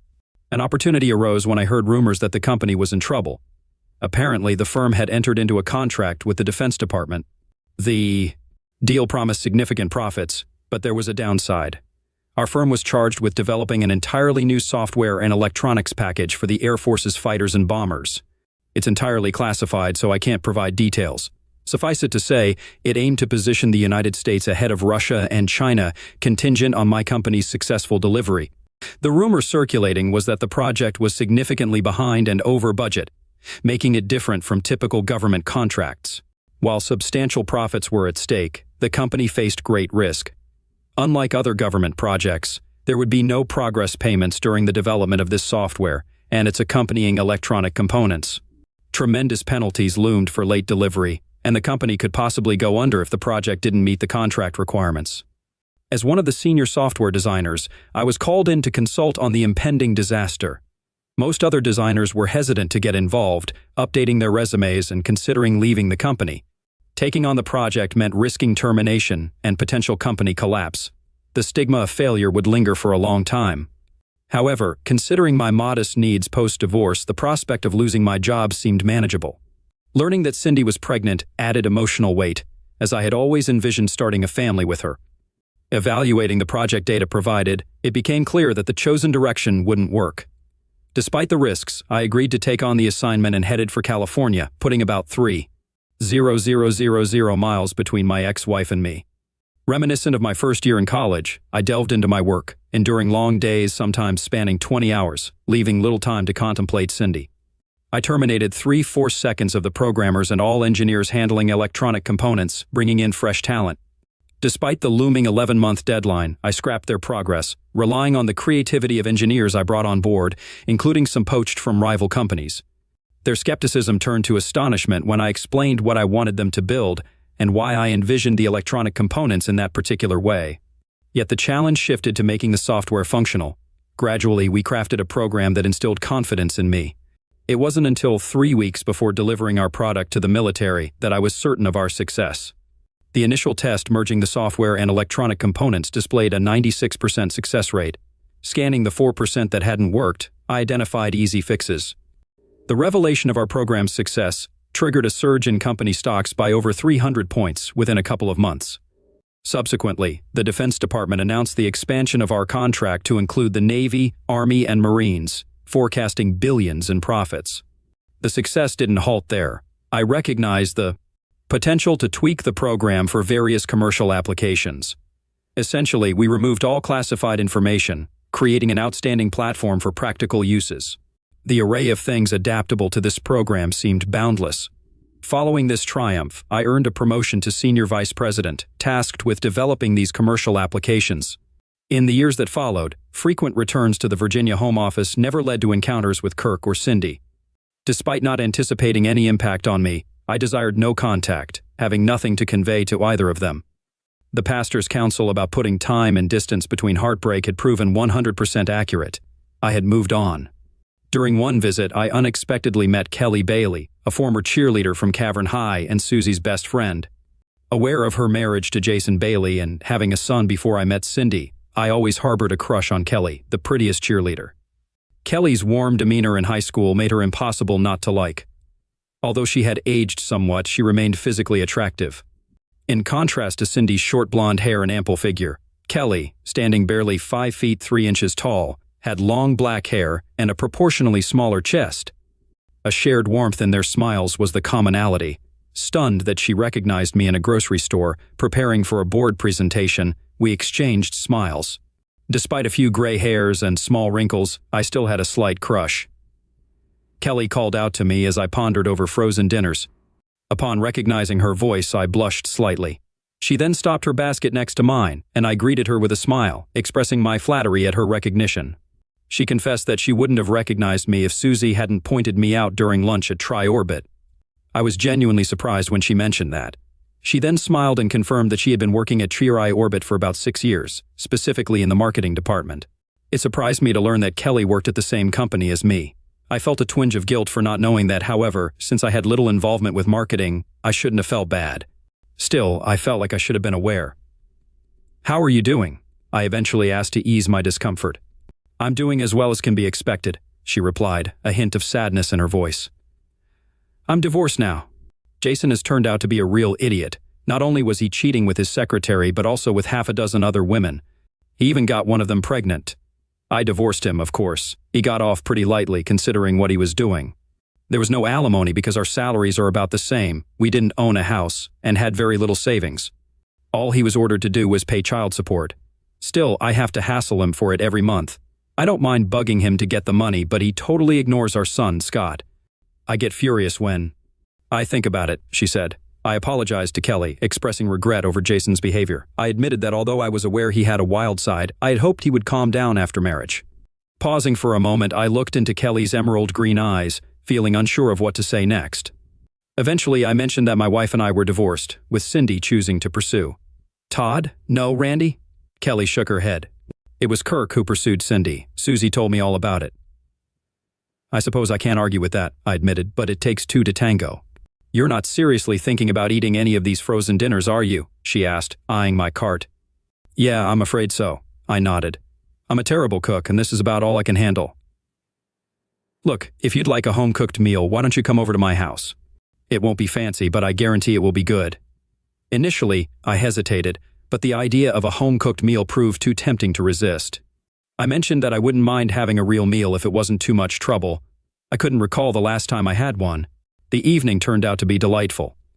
Kelly made meatloaf with mashed potatoes, string beans, and sherbet for dessert. It was enjoyable having someone to converse with. Scotty, as his mother called him, was a very outgoing and friendly kid. I discovered that he was a Tampa Bay Buccaneers fan like me. We had a great time discussing the team and their prospects for the upcoming season. I was a die-hard fan and also a season ticket holder. In fact, I had 4 season tickets on the 50-yard line. The company covered them because I would take potential clients to the games. When I didn't have any clients, I'd invite my buddies, and if I couldn't find anyone to go with me, I'd go alone. I'd give away the other 3 tickets, usually to people trying to buy from a scalper. Scotty expressed a wish to attend a game someday, sounding wistful. In response, I impulsively offered to make it happen. Once the words left my mouth, I realized I had overstepped and swiftly attempted to rectify it. That is, of course, if your mother approves. Scotty turned to his mother with imploring eyes. All she said is, "We'll discuss it." At the end of the evening, I apologized. I'm sorry about the Tampa Bay Buccaneers offer. It slipped out before I realized. But just so you know, I have 4 season tickets to all the Bucs home games and a ton of frequent flyer miles. If you wouldn't mind him attending a game with me, I'd be thrilled to take him. She stood there with piercing eyes, and I realized that I had made another mistake. Quickly, I attempted to rectify it, but only ended up making another blunder. After a brief pause, I stuttered out that the invitation also extended to her. I suggested securing separate rooms, with one for Kelly and Scotty and another for myself. Despite feeling embarrassed, Kelly simply smiled and called me the sweetest man. While chuckling, she remarked that my expression was priceless. Feeling relieved, I sighed as I truly didn't want to offend her. I enjoyed her company and hoped we could meet up from time to time. Deciding to push ahead, I said, "Would you mind if I asked you out when I come to town? If you're with someone, I'll understand. I just really enjoyed having someone to talk to." Kelly studied me for a moment, then smiled. "Randy, I've known you since high school. I always thought you were cute and one of the nicest guys, but never considered dating you because I had Jason. Now that I've gotten to know you a little, yes, I'd be pleased if you called me, and I'd love to go see the Tampa Bay Buccaneers with you and Scotty." Over the following year, I'd call Kelly every time I returned to Virginia, and we'd get together several times. I booked trips back east when I really didn't have to be there. It wasn't a love affair at first. We were just good friends who enjoyed spending time together. I took Kelly and Scotty to the final game of the season that year. The Bucs needed to win to make it into the playoffs, and they did. Scotty was beside himself with joy over the win. That night, after Scotty went to bed, Kelly came over to my room, and we became more than just good friends. When Kelly knocked on my door unexpectedly, I was engrossed in watching a local sports station analyze the Bucs game.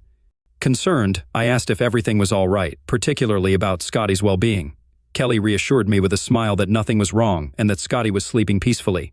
Excited about the playoffs, she expressed a desire to have a drink and talk. Feeling a bit underdressed in my boxer shorts and t-shirt, I mentioned that I needed to put on some pants before inviting her in. However, upon searching for my trousers, I realized they weren't where I thought I had left them. Kelly said there was no need for pants as she pushed the door open and entered the room hurriedly. As I continued searching for my pants without success, Kelly giggled at the situation, causing my face to flush red with embarrassment. She then suggested putting us on an even playing field if I felt uncomfortable and proceeded to remove her skirt, leaving us both in our underwear. With a smile, she asked me to mix her a drink and join her for a conversation. I went to the mini-bar, retrieving 2 small bottles of rum and 2 cans of Coke. As I mixed the drinks, Kelly climbed onto my bed and sat cross-legged, her white-laced underwear catching my attention. After handing Kelly her drink, I looked around the room for a place to sit. Sensing my hesitation, Kelly gestured toward the bed and invited me to sit beside her, reassuring me that she wouldn't bite. Despite still feeling embarrassed and red-faced, I nodded and took a seat next to her. A big swallow of my drink helped me relax as the rum coursed through my body. We talked for a while, and when we finished our drinks, I took her cup and asked if she wanted another. She shook her head, and I waited for her to get up. I figured she'd head back to her son. I was totally wrong about that. Not sure what to do, I put the cups in the wastebasket and sat down again. When I did, Kelly kissed me on the lips. It was quick and soft, sending an electrical charge through my body. She saw my surprise and smiled. "I've been waiting for months for you to kiss me. I figured that you still thought of me as that high school cheerleader who was unattainable. Let me assure you that I am not that person anymore." Kelly had read me like a book. There had been so many times that I wanted to kiss her but was afraid. I didn't want to take a chance of losing her as a friend. I leaned forward and kissed her. We kissed a long time, with our tongues exploring every part of each other's mouths. She tasted so sweet. After we parted ways, I expressed admiration, mentioning that she was a beautiful and amazing woman. Kelly then laid her head on my chest. That night of passion surpassed my first time with Cindy. 6 months after that night, Kelly and I became engaged. Scotty was thrilled that I was going to be his dad. A year after that night, we were married. Jason had been as big a turd as Kelly had claimed. He barely spoke to his son, and he really resented me. Jason was still close friends with Kirk, and every time he came to Kelly's apartment when I was there, he had to tell me how happy they were and what great closeness Kirk and Cindy were having. I guess he thought it would make me jealous. I just listened and said nothing. What I did learn was that Kirk was still heading up the human resources department for the company. But Cindy had given up her job to be a full-time mom. I was a little surprised to learn that Kirk and Cindy had 3 kids now, but it no longer bothered me at all. One time, when I heard Kelly on the phone giving Jason hell for not sending the support payment, I made the mistake of telling her to forget about it. I was more than willing to pay whatever for Scotty's needs. Kelly spoke sternly, insisting that I needed to stay out of the situation. She expressed determination not to let him off the hook for child support despite his neglect of his son. I promptly withdrew my statement, acknowledging that the money in question belonged to Scotty. In December, I was set to be appointed executive vice president of the company. The announcement was scheduled for the Christmas party at the Washington Convention Center, with around 400 to 500 attendees. I felt a bit self-conscious about the grand recognition at this event, but Kelly was overjoyed. She scolded me for complaining, insisting that I deserved the recognition. I know almost as many people in that company as you do, and they've told me story after story about how this company wouldn't exist if it wasn't for you. They also told me that you'll be the next CEO when Mel steps down next year, she said. I responded, suggesting that it may not matter. However, she countered with a smile, mentioning that she was married to the most beautiful woman in the world and had a surprise for me. We recalled a past incident in Kansas City involving a mishap with a rubber. I acknowledged the memory with a nod, which was followed by a silly grin. She confirmed that she was pregnant now, expressing her determination to keep me close. Embracing me tightly, she expressed her desire for a night in bed if we didn't have to attend the party. I confessed that I wasn't particularly fond of parties anymore, as I had to attend so many that they had lost their appeal. Kelly, however, still seemed to enjoy them, especially when I was with her. She had a certain aura that attracted people to her. We danced for a while before running into Kirk and Cindy, who were accompanied by Jason and his date, Kathy. I was genuinely surprised to see Cindy's weight gain and Kirk's protruding belly, while Jason remained in good shape. I speculated that Jason might still be actively seeking romantic encounters. I was unsure what to do, but then someone began talking over the public address system. "Could I have your attention for just a moment?" I realized it was Mel Stanton, the CEO of Tri-Orbit. I promise I won't give a long speech. As most of you know, we've been looking to replace Charlie Bruner, our executive vice president, who retired 3 months ago. I knew who I wanted right away, but the board dithered around for 3 months. Well, after months of interviewing dozens of candidates, they finally agreed with me. I'm thrilled to announce that our new executive vice president comes from within our own organization. He has always been a tremendous asset, and now it's time he receives his just reward. I give you our next executive vice president, Randy Clipson. A spotlight was suddenly shining on me, and loud applause broke out from all around the room. Kelly pulled me to her and gave me a long, passionate kiss. When the commotion ended and the party returned to normal, I turned to where Cindy, Kirk, Jason, and his date were standing. I didn't know what to say to them. Jason seemed pissed and jealousy filled Kirk's face. However, when I glanced at Cindy, there was a look of sadness and loss. Feeling uncertain about how to proceed, I watched as Kelly took charge. She greeted Kirk, Cindy, and Jason warmly, hugging each of them in turn. Then she turned her attention to Kathy, extending a polite handshake and expressing pleasure in meeting her. I took my lead from my wife. I shook Kirk, Jason, and Kathy's hands and gave Cindy a small hug. We chatted briefly and the music began playing. In a surprising twist, Kelly suggested, Randy, why don't you dance with Cindy and I'll dance with my ex-husband? Kathy, why don't you and Kirk share a dance as well? I looked at Kelly with a questioning expression, but she just smiled knowingly. So I danced with Cindy. I asked about Kirk and Cindy's well-being because I couldn't think of anything else to say. Cindy responded that things weren't going particularly well and mentioned that she suspected they were headed for a divorce because she believed Kirk had been unfaithful. Expressing genuine sympathy, I told her I was sorry to hear about their situation. Cindy responded skeptically, questioning whether I truly meant my apology, as she expected me to say something along the lines of, "It serves you right." I initially expressed shock at the comment, stating that I would never say such a thing. Then I realized there had been a time when I probably would have said something similar. Well, to be truthful, when we first broke up, if you'd come to me then, I probably would have said something like that. But I couldn't hate you. You were my first love, and it hurt to lose you. But life moves on, and so have I. Shortly after that, the music stopped, and tears began to stream down Cindy's face. She expressed regret, admitting that leaving me was the biggest mistake of her life and lamenting that there was nothing she could do to rectify it.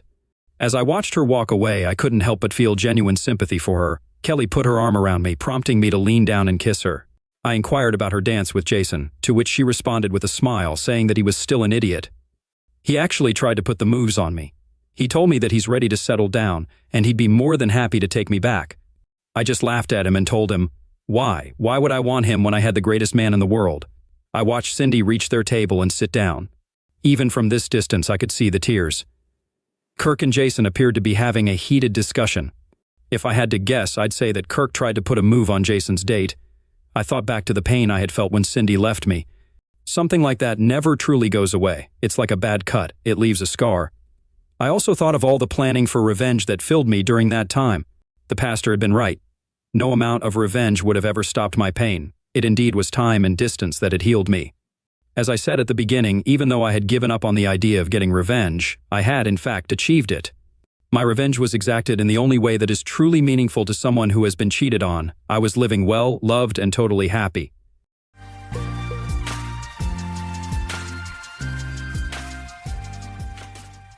I vividly remember my first day on an oil rig, the immense machinery, the relentless ocean, and the strong camaraderie among the crew.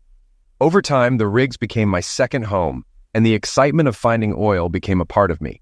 Each drill and pipeline represented a step toward securing my family's future, despite the long separations. As the years passed, the job's demands took a toll. Long hours, constant danger, and the pressure to perform weighed heavily. But I reminded myself with every paycheck of the life I was building for my family. Little did I know, these sacrifices would lead to the toughest decision of my career. It had been over a year since I last slept in my own bed, and I was eagerly looking forward to it. But a massive storm was approaching, forcing me to halt operations on the rigs. It was a crucial call, but the storm's severity left me no choice. We had drilled 5 wells in the area, all positioned 20 nautical miles apart, and shutting down the rigs required precision and coordination. Fortunately, everything went smoothly, and the crew was safely evacuated. Once the rigs were secured, a helicopter brought the remaining team back to shore. I wasn't due for time off, so my return home would be a surprise. I was excited to see my wife, kids, and neighbors. Despite the demanding schedule, the job had paid off, tripling my base salary over the last 3 years. My expertise in angle drilling made me invaluable, especially with the oil boom in the U.S. 5 years ago.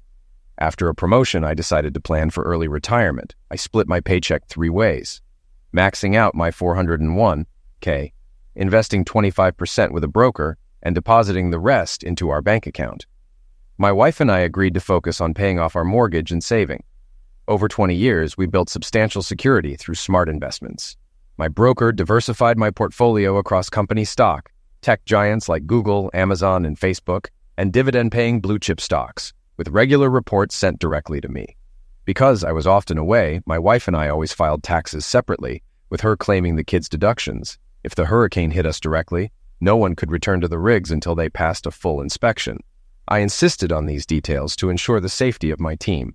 A crew would inspect the sea floor before we could resume operations, and with the hurricane's slow progress, it seemed I'd have at least 2 months off.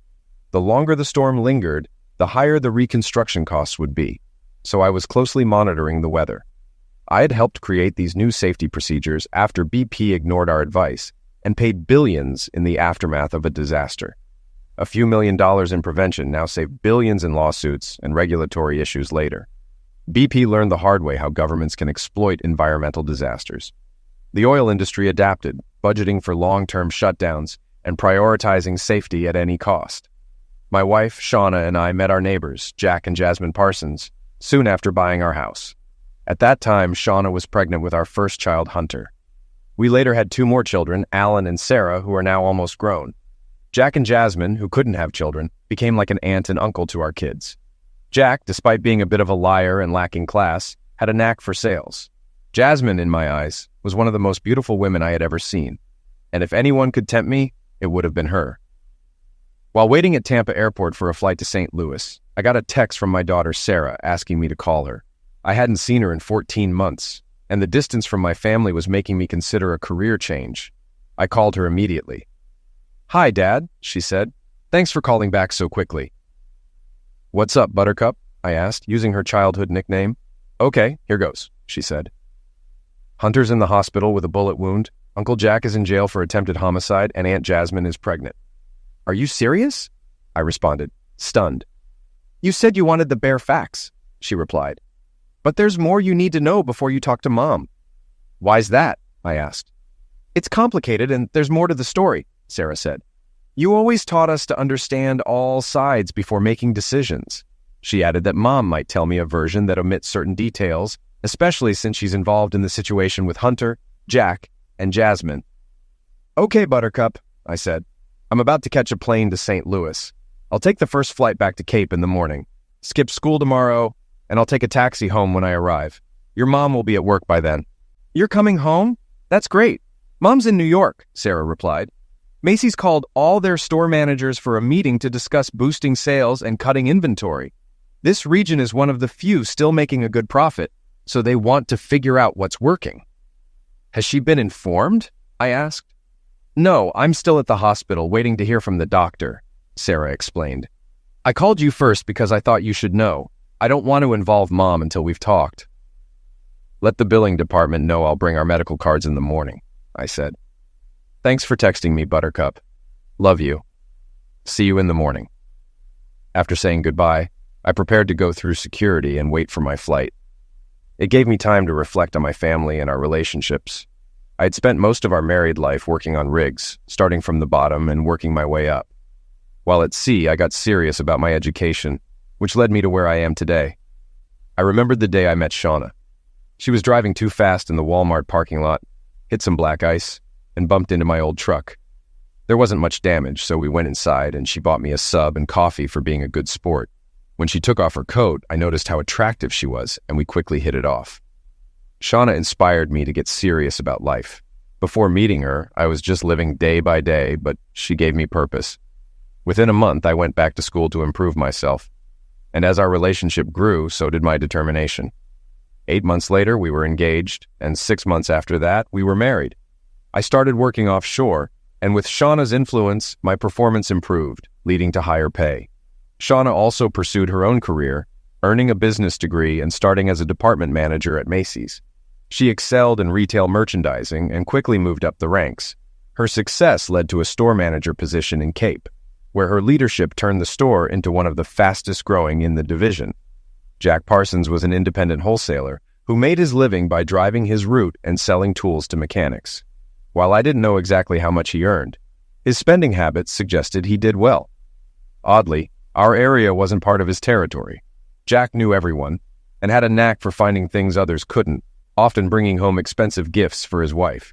He was a mystery to me, simple and carefree, yet always paying in cash and avoiding credit or debit cards. The only bank account they had was in Jasmine's name.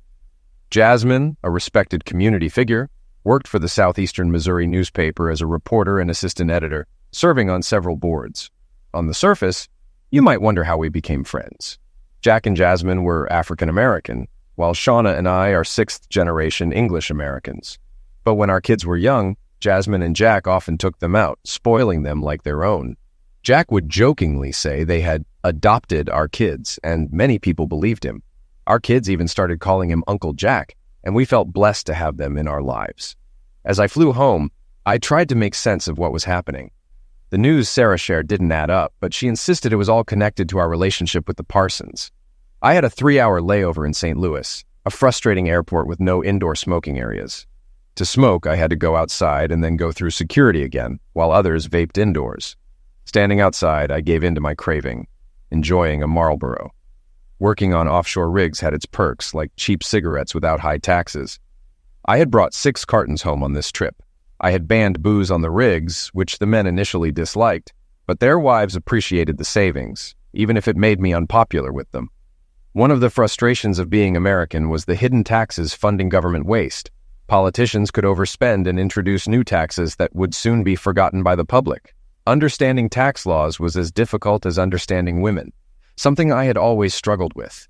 Few people knew that in 1822, the federal government imposed a 1% import tax to support First Nations, which had never been rescinded. I often wondered if they ever received any of that money. As I smoked, a familiar voice called out, "Hey, Harold, it's been a while." It was Gus, someone from my past. "You never quit since high school," he said. "Got me, Gus," I replied with a smile. "For an old fart like me, you're looking good. Where you headed?" "Back to the Cape. That's where I live with the wife and kids," I said. "Got sent home because of the weather from the rigs." "You still doing that?" "When are you going to quit being a redneck and get a real job?" Gus joked. "I'm working on retirement," I said. "Maybe sooner than you think. I'm planning to find something that keeps me home at night. Shauna will be surprised." "Did you marry Shauna Richards?" Gus asked, surprised. "Yeah, I met her when I was working on the rigs in Texas during a break. She was in business college then." "I'm surprised," Gus said. "My younger sister and Shauna were close in high school. Back then, they were only interested in African-American guys. My sister married one, but he left her after their second child. It was tough for a while. But now she's a lawyer and doing well." We talked for a few minutes, catching up on who was still around from our high school days and what they were doing now. I learned he was married with 3 kids. Finally, I was on the last leg of my journey home, eager to talk to my daughter. Her recent news had been on my mind the entire trip. The taxi dropped me off, and I carried my own bags to the door. Sarah hugged me tightly, clearly exhausted and emotional. After some quick greetings, we got into the details. "Dad," Sarah began, "over the last 2 years, I noticed changes in Mom's routine. At first, I thought it was just due to her promotion at the Cape store, but then I saw her one Friday night when I was out with my date. She was having a romantic dinner with Uncle Jack. I was shocked, but let her continue. It was strange because Jasmine usually worked late on Fridays, and Mom was supposed to be working too. So my boyfriend and I started checking it out.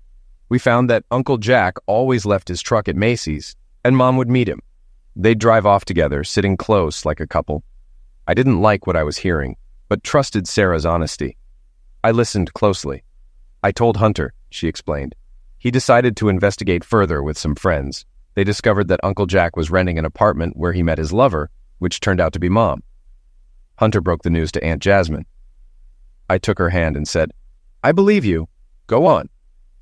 Aunt Jasmine turned to Hunter for support, and they became lovers, Sarah revealed. Hunter told me last night that it's been going on for over a year, and the child Jasmine is carrying is his. Uncle Jack is sterile due to having chickenpox as a child. I poured myself a stiff drink, realizing I needed it. "How long have your mother and Uncle Jack been involved?" I asked. "At least 18 months, she said quietly. "They were already involved the last time you were home." "What led to Hunter getting shot?" I asked. "Mom wasn't there to meet Uncle Jack, so he went home and found Jasmine and Hunter in bed together. In the heat of the argument, Uncle Jack accidentally shot Hunter." "What a mess," I sighed. "I need to hear Hunter's side of the story, but not right away. Later today, we'll take care of the hospital paperwork and find a good divorce attorney." "When is your mother due home?" I asked. "Saturday morning," Sarah replied. "What are you going to do?" I asked. "I'm going to rent a car and stay at a hotel. I can't stay here," I said. "When I return with the rental, we'll take care of a few things. I want you to call your mother tonight with your phone on speaker so I can record it for my lawyer." Sarah started crying, knowing her mother's actions had left me with no choice. Through her tears, she said, "I've been dreading this day. I prayed it would go away, but it only got worse. Dad, I want to live with you." "Buttercup, if that's what you want, I'll make it happen," I assured her. "I'm home for at least 2 months, so I have time to find a place and a new job. For now, let's keep it quiet that I'm home." You mean it, don't you? She asked. Yes, but it might mean changing schools, I replied. I don't think I've ever been hugged so tightly in my life. Sarah didn't want to leave my side, so she came with me when the taxi arrived. Before we left, we called the school to let them know she wouldn't be attending. Jasmine saw me getting into the taxi and texted me, "I need to explain things to you." I replied, "I know. We'll contact you after I've taken care of a few things. My daughter is upset and needs me now." At first I was surprised Jasmine was home, but given what happened yesterday, it made sense. I rented a small car that my wife would never expect me to drive since I've always been a Ford man. We left Cape and checked into a cheap motel in Marble Hill, far enough away to avoid being found. After checking in, we went to Southeast Hospital to handle the insurance paperwork. Over lunch, Hunter called Sarah, and we learned that Jasmine was with him and that he knew I was home. Sarah told him to keep that information to himself for now, as we planned to inform his mother that night. Our next stop was a real estate office to look at businesses for sale, but nothing caught my interest. I asked the broker to keep an eye out for new listings and made plans to view some houses on Friday.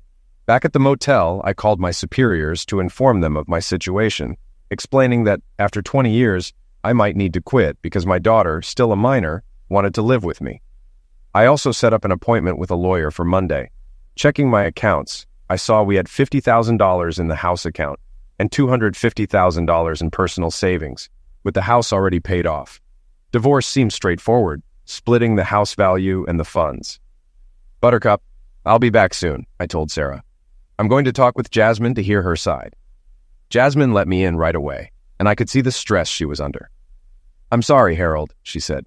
"You shouldn't have come home to this mess. Want a drink while we talk?" "Sure. It's been a long day," I replied.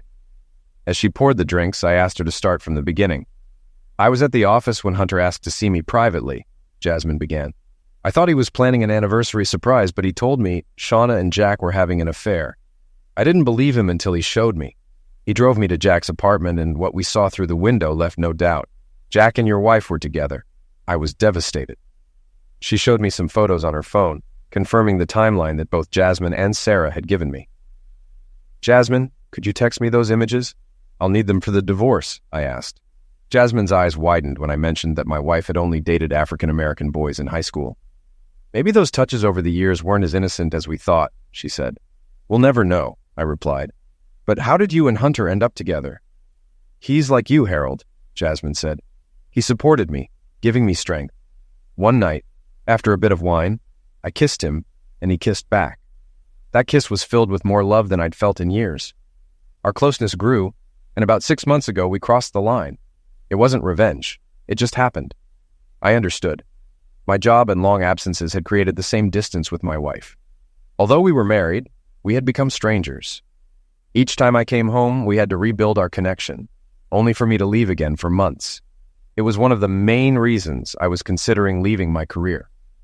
Jasmine waited for my response. "Thank you for your honesty. I'll let Hunter decide what's best for both of you. He's been independent for a long time, and I'll support whatever you two decide. Just so you know, your timeline and the images have been confirmed." "Thank you, Harold," Jasmine said, with tears in her eyes. "Hunter said you'd approach it this way." Jasmine then explained that Jack had been served divorce papers, which triggered his reaction. He was under a court order to stay away. Suddenly, the shooting made sense. Jack had always lost his temper when things didn't go his way. He must have gone home to confront Jasmine and found her with Hunter, which pushed him over the edge. I knew Jack carried a weapon for protection due to his work. "Jasmine, for the next few days, it's important that people believe I'm not in town," I said. "That's why I rented a car. Sarah has already made it clear she wants to live with me." I left with what I needed: the truth from Jasmine and proof that Jack and my wife's affair started before Hunter got involved. Back home, I shared everything with Sarah. "Dad, that makes sense," Sarah said. "Hunter has always been mature for his age. The photos and what he told me back it up. He's always dated older women." "I guess I'm partly to blame," I said. "With me away so much, he stepped up as the man of the house. I wasn't much older than him when he was born." I realized before talking to Jasmine that, regardless of my feelings, Hunter would make his own choices. It's their lives to live. "Dad, should I call Mom and let her know what's going on?" Sarah asked. "First, find an app that can record your calls," I suggested. Sarah searched and tested a few apps before finding one that worked. We both downloaded it. After 3 rings, Shauna answered, and Sarah put the call on speaker. "Mom, I need a note for missing school today," Sarah said. "Why did you miss school? Are you sick?" Shauna asked. "No, I was at the hospital with Hunter last night and was too exhausted to go to school," Sarah explained. "What happened to Hunter? Will he regain full use of his shoulder?" Shauna asked, concerned. "He was shot in the shoulder at close range," Sarah stated. "What? How did that happen? Don't leave anything out," Shauna demanded. "It happened because you weren't where you usually are on Wednesday afternoons," Sarah said firmly. "What are you implying?" "I was at work," Shauna responded, knowing it wasn't true. "No, Mom, you were at 644 Morgan Avenue, apartment 4, with Uncle Jack," Sarah said. The silence from Shauna was deafening. After a pause, she asked, "How long have you known?" "Almost from the start. I found out by accident when I saw you having dinner with Uncle Jack," Sarah said. "Hunter followed up and found your love nest, even taking Jasmine there to catch you both in the act. The pictures are pretty graphic." I could hear Shauna sobbing. Then she said, "I'll be flying home Saturday morning. We need to talk before your father gets home." "Mom, there's more. Uncle Jack was served divorce papers at your love nest last Wednesday. He went home in a rage, determined to keep his marriage while continuing the affair. He didn't know that his actions pushed Jasmine and Hunter together," Sarah said. I gave Sarah a thumbs up to show I agreed with her. She smiled, knowing her explanation made everything clear. "Uncle Jack violated the court order, went into his old house, and found Jasmine and Hunter together," she said. "In a rage, he grabbed a weapon and shot Hunter. But what do you want me to tell Dad when I call him?" "Where are Hunter and Uncle Jack now?" Shauna asked.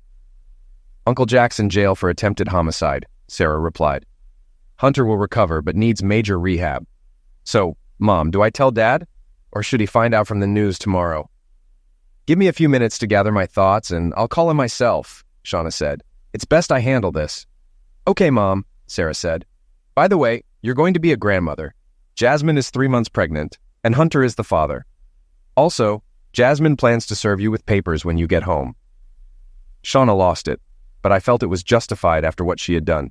Sarah waited for a response, and when none came, she ended the call. I poured 2 sour mashes, one for Sarah and one for me. I added ice and soda to mine, leaving hers straight. Setting it down, I said, "Let's have a drink together because you handled yourself better than most adults. I'm proud of you, Buttercup." We waited for Shauna's call, finishing our drinks. When my phone rang, I let it go to voicemail. After pouring another round, I played the message on speaker. All Shauna said was, "Call me when you get a moment." Uncle Jack accidentally shot Hunter, and we need to talk. "Dad, let's check the online newspaper before you respond," Sarah suggested. She brought her laptop, and we saw the story on the front page. The headline read, "Husband Shoots Wife's Lover," and it detailed everything, exposing the relationships between all of us. The biggest shock was learning that Jack Parsons wasn't his real name. He was actually Raymond John Smith, with a record for petty theft and an outstanding warrant for pill possession with intent to distribute. His fingerprints had revealed his true identity. I called the police and told them about Jack's tool truck and suggested they get a warrant to search it. When asked why, I replied, "Because no one has ever seen him sell anything out of it." I then looked up Gus Charles on Facebook, found his profile, and called his number. His wife answered, and I explained that I had run into Gus at the airport and needed the name of his sister Ashley's ex-husband who had disappeared. "His name is Raymond John Smith," she said. "He owes over 16 years of child support." "Well, he's in jail in Cape Girardeau, Missouri, under the name Jack Parsons," I informed her. "Are you serious?" she asked. "Yes, and he was also having an affair with my wife, Shauna Richards," I added. "Oh my God, Ashley will be shocked. Can I give her your number?" she asked. "Please do," I replied. "My soon-to-be ex-wife is coming home on Saturday." Sarah was in shock, and so was I. I texted Jasmine to see if she was home so I could talk to her. "Dad, Mom knew who he was when you first met them," Sarah said. "What other lies will we uncover?" "I don't know, but it seems like they were reliving their glory days," I said. "I wonder what else they were involved in." We took a few minutes to process everything. The more we learned, the more questions arose. When there was a knock at the door, Sarah answered it. I made a sour mash and soda for Jasmine and handed it to her as she entered the kitchen. We showed her the updated article, which was a shock to her. Sarah had texted me the recording of her conversation with Shauna, and I played it for Jasmine. "There's a good chance your marriage to Jack might not even be legal," I said. "You should have your divorce lawyer check into it." I've been at the hospital most of the day, Jasmine replied. I was just heading home when I got your text.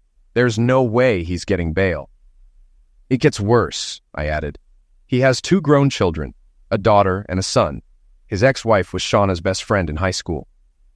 The shock on Jasmine's face was unforgettable. They knew from the beginning, Jasmine said, starting to cry. If he had kids, why didn't I get pregnant sooner? He probably had a vasectomy before meeting you, I said. That's the only explanation. I got quiet as Jasmine and Sarah talked. My gut told me there was more to this story. Ladies, I think we should go through everything in our homes, I suggested. Something's missing, and I wonder if Shauna was helping Jack with something illegal. Given his pill history, he could have hidden things. And maybe Shauna was involved. That sounds far-fetched, Jasmine said. But he did drive his truck daily and stayed out overnight. Then why did Shauna keep his secrets? You must have seen bills for his purchases, I said. Jack always said the corporation handled everything, Jasmine replied. Did you ever see any monthly statements or money transfers? I asked. No, but I know his Outlook account. We could check it, she said. We went to her house, and after logging into the computer, I searched for Outlook. We discovered Jack had 4 unknown email accounts linked to his main one, clearly hiding something. Jasmine, contact the police first thing tomorrow and give them access to Jack's emails, I said. I'm going home to search my house for money or pills. I want to be sure nothing illegal was hidden there. I'll do the same. What should I do if I find anything? Jasmine asked. Call me and we'll figure it out together, I said. We need to protect ourselves. Dad, do you really think Mom would let Jack store stuff in our home? Sarah asked. Given their relationship, I can't rule it out, I said. Start with places you wouldn't normally check. Back home, I grabbed a flashlight and headed to the garage to access the attic. After moving the rental car, I climbed up and found 5 large garbage bags hidden up there. When the first bag hit the floor, Sarah rushed over. Pull it out of the way, I said. There are 4 more. The second bag split open, spilling bundles of $20 bills. My immediate thought was whether Jasmine's house had pills. After bringing all 5 bags down, I found another flat bag, which turned out to be Jack's ledger. Sarah, go tell Jasmine what we found while I check these bags, I asked. They returned in 5 minutes. The 5 bags were filled with cash, and the 6th bag contained Jack's ledger. Harold, can you check my place? Jasmine asked. Right after I call the cops, I replied. I called the police, who sent a patrol car over. Then, I went to Jasmine's house and found a chest of cocaine in her attic. I placed Jack's ledger with it and called the police again, requesting a detective. It took over 3 hours for the police to take the money and pills. We had to explain everything from the shooting to now. Before leaving, the detective said they would be taking Shauna into custody for questioning when she returned on Saturday. The money can't be linked to anything right now, the detective said. It will be counted, recorded, and locked up as found money voluntarily turned in by Mr. Phillips. Thank you, officer, I replied. What about the pills found at my neighbor's house? Jasmine asked. Since Jack Parsons lived there and you turned it in with her help, you won't be charged. But he will, the detective explained. Will you be back with a search warrant tomorrow? Jasmine asked. Give me your husband's email and password, the detective said. We'll check it directly. If you find any small amounts of pills, flush them. Most of what Jack had is likely in his truck, which we're towing for a search. After the police left, I said, I could use a stiff drink. Jasmine secured her house and joined us. Sarah asked, Are you going to tell Mom what's happening? It's better to let the detective handle it, I said. I'll finish searching both houses tomorrow while you're at school. Thanks, Harold. I appreciate it, Jasmine said. Jasmine, I need you to follow me to the car rental place tomorrow. I'm not leaving my daughter alone, I said. Can I stay here tonight? Jasmine asked. Of course. You can sleep in Hunter's old room, I said. Around midnight, police sirens woke us. They had caught someone trying to break into Jasmine's house. An unmarked car was watching our homes. At 5 a.m., I called my wife. Sitting outside with coffee and a cigarette, she answered right away. Harold, it's a mess here. Jack accidentally shot Hunter, but he'll recover. The police are holding Jack until they finish the investigation. Have you talked to Jasmine? No. Sarah and I have been at the hospital, I said. I'll talk to her today and let you know. Any word on when you'll be home? We want to see you, I asked. We're watching the weather and might have to evacuate, so I could be home sooner than expected, she replied. Are you serious? She asked, surprised. Yes, we have a hurricane coming. If we evacuate, I'm headed home. Promise to call me if that happens so I can get things ready, Shauna said. Okay, I said. Talk to you later. From that short conversation, I realized she couldn't admit the truth, and never would. It was clear any feelings she had for me were gone, and I could move forward with the divorce without remorse. After dropping Sarah off at school, Jasmine followed me to return the rental car. We then picked up my luggage and returned the hotel key. I suggested she get Hunter's apartment key to stay there temporarily. I looked at 4 houses with the real estate broker and decided on a newly built one in a new subdivision. I made a cash offer with a large deposit and requested a 5-year warranty for a quick closing. I bought new locks and texted Jasmine and Sarah to update them. While searching the house, I found no pills but did find bearer bonds worth $10,000 each. The news reported that the police had found items at our homes linked to the shooting, likely to reduce suspicion on us. After changing the locks and security codes, I found expensive jewelry I didn't know my wife had. Finally, I went back into the attic with a heavy-duty light and discovered more bags of cash hidden in the darkest corner. I called the detective again using the card he gave me, informing him of my latest discovery. Before they arrived, I kept a few bundles of cash from each bag and left the rest in the attic. I was starting to believe Jack had been dealing pills for years. The detective took all 20 bags out, shaking his head in disbelief. That's when I realized I should have left the ledger with the cash to link everything together. "Officer, could Jack have been dealing pills for the entire 20 years we've been neighbors?" I asked. "Considering he lived under an assumed name even longer, it's very possible," he replied. "There are cases of people living with criminals for years without knowing. I'm eager to question your wife about her relationship with him and how long it's been going on." "One more thing," I added. "Jack, as we called him, was my wife's high school best friend's husband before he married Jasmine. His ex-wife Ashley might fly in Saturday to verify everything." The detective smiled just as Jasmine pulled in. "This just keeps getting more interesting," he said. "Does his current wife know?" "Yes, and I'm about to search her house thoroughly," I said. "After last night's break-in attempt, we thought it was necessary. I'll be ready for another call if needed." The detective grinned. "I'm interviewing Jack again today. We found cocaine in a false floor of his truck. He's done for good." Jasmine joined us and said, "Officer, expect a call from my lawyer about my husband's identity. He wants to annul our marriage immediately." After the detective left, we searched Jasmine's house thoroughly, flushing anything that looked suspicious. Jasmine packed her belongings and moved into Hunter's apartment for safety. We found some bearer bonds, which she took with her. I told her I had made an offer on a newly built house and planned to use the bonds for the payment if the offer was accepted. Jasmine asked, "Do you think Shauna was working with him, or did he con her too?" "It's hard to say," I replied. "We've had each other's house keys for years. Jack could have hidden things when we were away.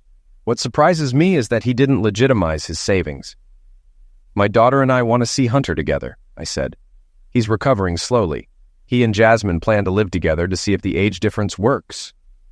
"That sounds mature and well thought out," I said. "Thanks, Dad," Hunter replied. "I appreciate all you've done for Jasmine. Now that I see your side, I don't know how you're handling this. Son, I may not like what your mother did, but I wasn't there for her because of my job. Loneliness led her elsewhere. If I ever have another relationship, my lifestyle will have to change." Sarah looked at me and said, "You don't hate her for what she's done. I want to liquidate her.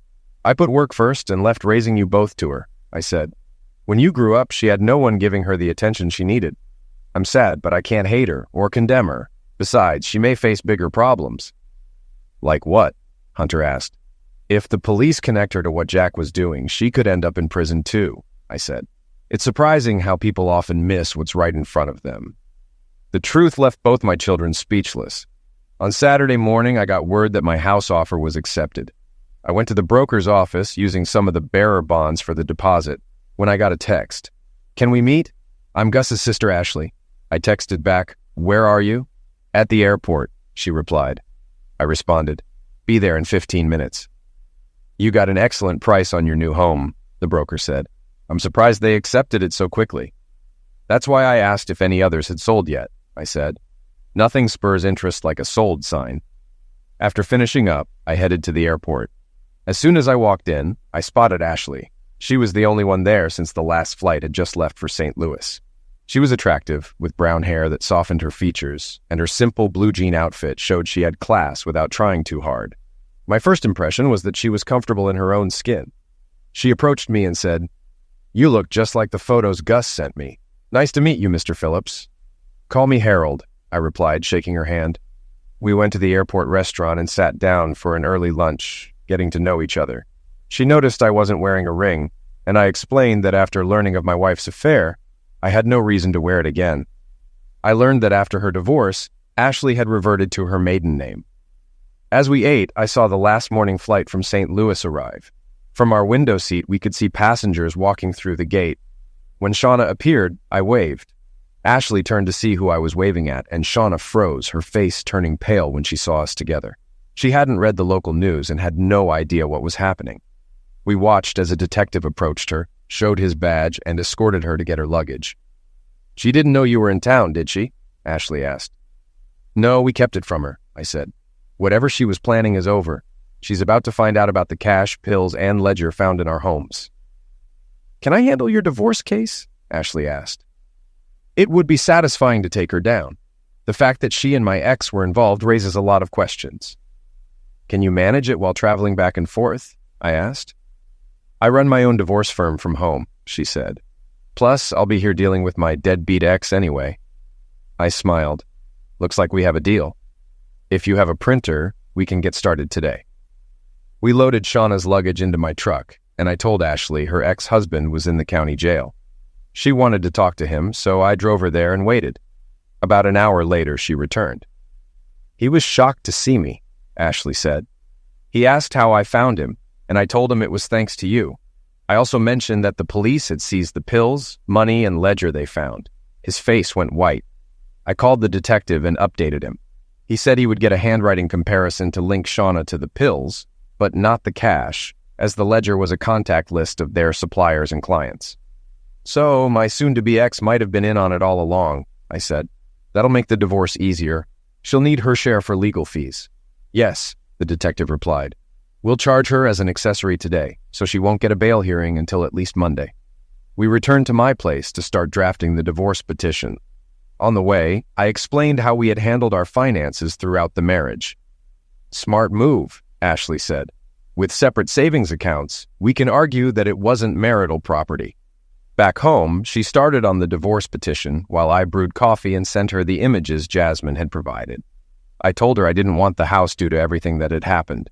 Ashley asked if Shauna could afford to buy me out. Based on how we split the household funds, she should be able to. After 2 hours, we were ready to print. I gave her the access code, and we printed and sorted the copies to file with the county court. On Monday, my daughter returned from being out with friends.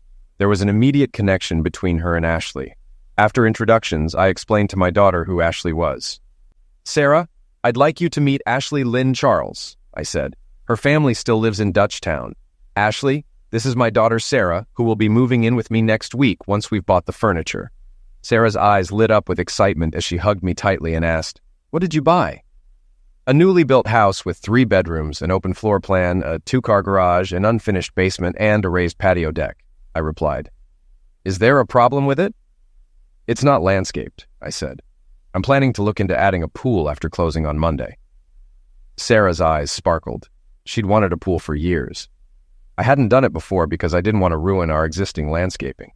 Since it was almost dinner time, I asked where they wanted to eat. They both chose Ruby Tuesday for the salad bar. After dinner, we went to Enterprise so Ashley could rent a car. Sarah invited Ashley to join us on Sunday to shop for furniture, and she agreed. On Monday, I was in the courtroom as charges were read against Jack Parsons and my wife. Jack was denied bail. Shauna's bail was set at $500,000. Ashley served her divorce papers on my behalf, and then served her ex-husband for back support. As we left, holding hands, I knew Jack and Shauna noticed. Earlier that day, I finalized the purchase of my new house by dropping off the remaining bearer bonds. Ashley had filed the divorce papers and paid the court fees by 4 p.m. Later, Ashley found a letter on her rental car at her parents' place, a ransom note. They were holding Sarah and demanded everything I hadn't turned over to the police. I told Ashley to reply that I would meet them at Trail of Tears State Park at midnight, providing a specific location. At home, I prepared. I packed small propane containers, a welding torch, an old tent, and my crossbow into my truck. I set up the tent at the park and, under cover of darkness, rigged a trap at the cliffside viewing area by loosening the bolts on the railing. I tied a bag filled with paper to the railing, making it appear valuable. When Earl, a friend of Jack's, arrived, I confronted him with a crossbow and demanded he ensure Sarah's safe return before I would hand over the bag. "If I don't agree," Earl asked, "I'll shoot you and hunt down your brothers," I replied. Earl, visibly nervous, made the call. Watching him sweat was satisfying, especially as he realized the crossbow held 3 arrows. "Jack thought you'd gone soft," Earl said. "He's planning to escape and needed the bearer bonds to get him and your wife out of town." "I guess you're in the ledger book, too," I said. "How do you know about the ledger?" Earl asked. "I gave it to the cops. It's only a matter of time before they get you all. If Sarah's uninjured, you might want to use what's in the bag to disappear." Panicked, Earl made another call, instructing his brothers to drop off Sarah and flee. He knew the situation was dire. 10 minutes later, my phone rang. It was Ashley confirming that Sarah had arrived safely and was uninjured. I shut off the lights and slipped back into the darkness. Earl leaned over the railing to grab the bag, but with nothing securing it, his weight pushed him over the edge. After that, I returned to my tent and slept through the night. It took 2 weeks for them to find Earl's body, and Jack Parsons didn't take the news well. Early Tuesday morning, I drove to Ashley's parents' place. My daughter ran out to greet me, and I was invited in for breakfast. I learned that the county sheriff was retiring, and Ashley's father, Gus, was influential in the local Democratic Party. Over breakfast, I mentioned running for sheriff, and Gus asked if I'd be willing to start the state qualification courses. I agreed.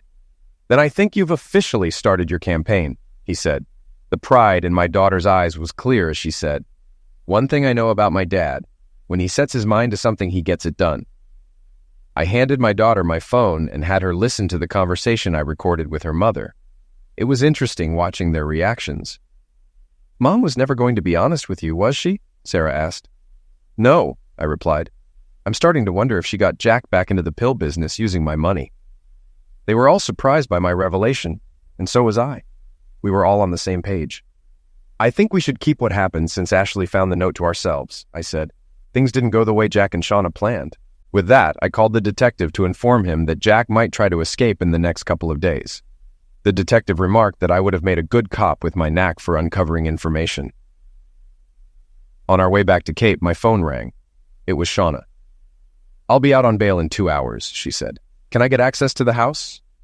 Ashley and Sarah looked at me, curious about my response. "The house? You can have it this afternoon," I said.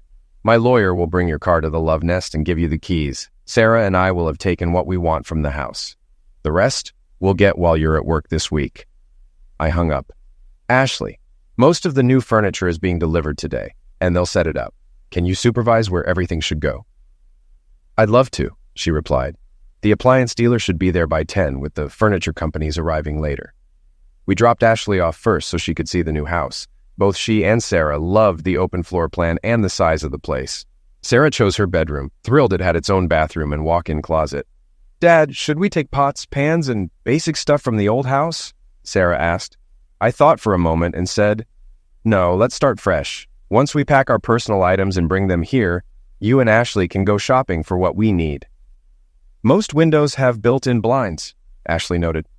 "That'll give you privacy until you get curtains." As Sarah and I were leaving, Ashley and I said our goodbyes when my son called out, "Dad?"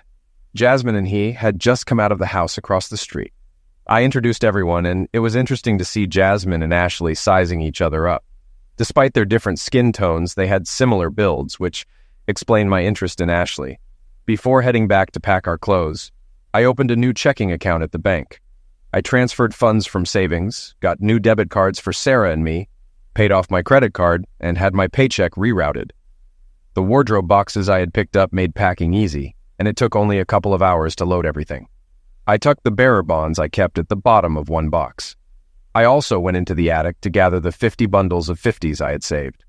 I reminded Sarah to change all her passwords since she was taking her laptop. After unloading the wardrobe boxes, the ladies headed out while I moved the boxes out. Our old furniture was piled in the front yard for burning. I called AT&T to set up the internet. The ladies returned with a truckload of items just as the delivery drivers were leaving. The master bedroom and Sarah's room were set up, the living and family rooms organized, and the kitchen table and chairs were in place. We had the basics to start our new home, and just needed the internet to get the TV working. For now, we could use the laptop with free Wi-Fi. After unloading the truck, Ashley and I drove Shauna's car over to her. I waited while Ashley went inside. About an hour later, she returned. "Did you get some answers?" I asked. "Not really," Ashley replied. "Their relationship started after my marriage ended. Shauna planned to divorce you after Sarah finished school. They've been together for about 6 years. Raymond has been dealing pills the whole time you've known him. Shauna claims she didn't know what was in your house, but I don't believe her. I recorded the conversation thanks to Sarah syncing her phone with mine." "Should we send it to the detective?" I asked.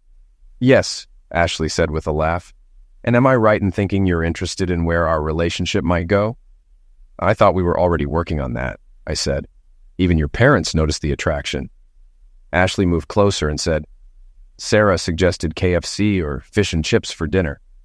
We picked up KFC and headed back to the new place. Sarah had been busy. She'd washed sheets, put away groceries, and was running the dishwasher. I was pleasantly surprised. They'd also picked up sour mash and soda, so we each had a drink with dinner. After dinner, I unpacked in the master bedroom. The ladies came in to make the bed and set up the room, including towels, mats, and a small trash can. They even got an alarm clock and matching lights for the nightstands. Sarah had picked out my shower soap and shampoo. I took the empty boxes to the burn pile, added a few more from the kitchen, and checked out the setup. New coffee pot, toaster, and microwave in place. I was pleased with how it was all coming together. The ladies worked on Sarah's room, and once they finished, I lit the burn pile, watching the flames rise into the night sky. Lost in thought, I almost missed a call from my soon-to-be ex. "It's all gone," she said. "Where is it?" "Call the detective and ask," I replied, laughing. "You knew," she said. "How did you get Sarah back?" "Ask Earl or his brothers if you can find them," I said, ending the call. Then my son Hunter called. "Dad, we bought the house across the street. Mom called, but I told her off. She wasn't happy, so expect her to blame you." We talked a bit more. He had questions about Jasmine and Ashley's relationship. I advised that they should focus on the fact they were both used by the same man and let them work it out. After a smoke, I checked the fire, which had burned down, and headed back inside. The washer was running, and Sarah approached me to say goodnight. "I'll lock up when I drive Ashley home," I said, noticing the puzzled look on my daughter's face. Ashley came down wearing a new nightgown and robe. "That one," I said, realizing why Sarah had that look. I decided to go shave and shower while her clothes were in the washer. A knock on the door woke me up later. Sarah needed a ride to school. I dressed quickly and met her at the door, where she smiled widely. "Dad, you look happier than I've seen you in years," she said. "I'm happy for you." After dropping her off, I promised to pick her up later. It was nice to relax at home for the first time since leaving the rigs, with no pressing tasks except cuddling with Ashley, which I did plenty of. At and T installed the internet around lunchtime, and Ashley's parents arrived with her rental car and clothes shortly after. A photographer also came to take a professional picture for my campaign. George Charles, Ashley's father, expected to have the signatures to register my run for sheriff by the end of the week. I gave him $5,000 in cash for the campaign. Ashley took her mother on a tour of the new house, where I learned she had already been putting her personal touch on it when we picked out furniture. "George," I asked, "did I ever stand a chance, honestly?" When she came home Saturday night, he said, I was shocked when she said, "I met the man I'm going to spend the rest of my life with." After what happened on Monday, she told me, "Dad, Harold is taking control away from whoever was holding Sarah." When Sarah showed up uninjured at 1 a.m., she said she didn't know what happened, but the people holding her got scared and dropped her off quickly after a second phone call. She could tell they were related.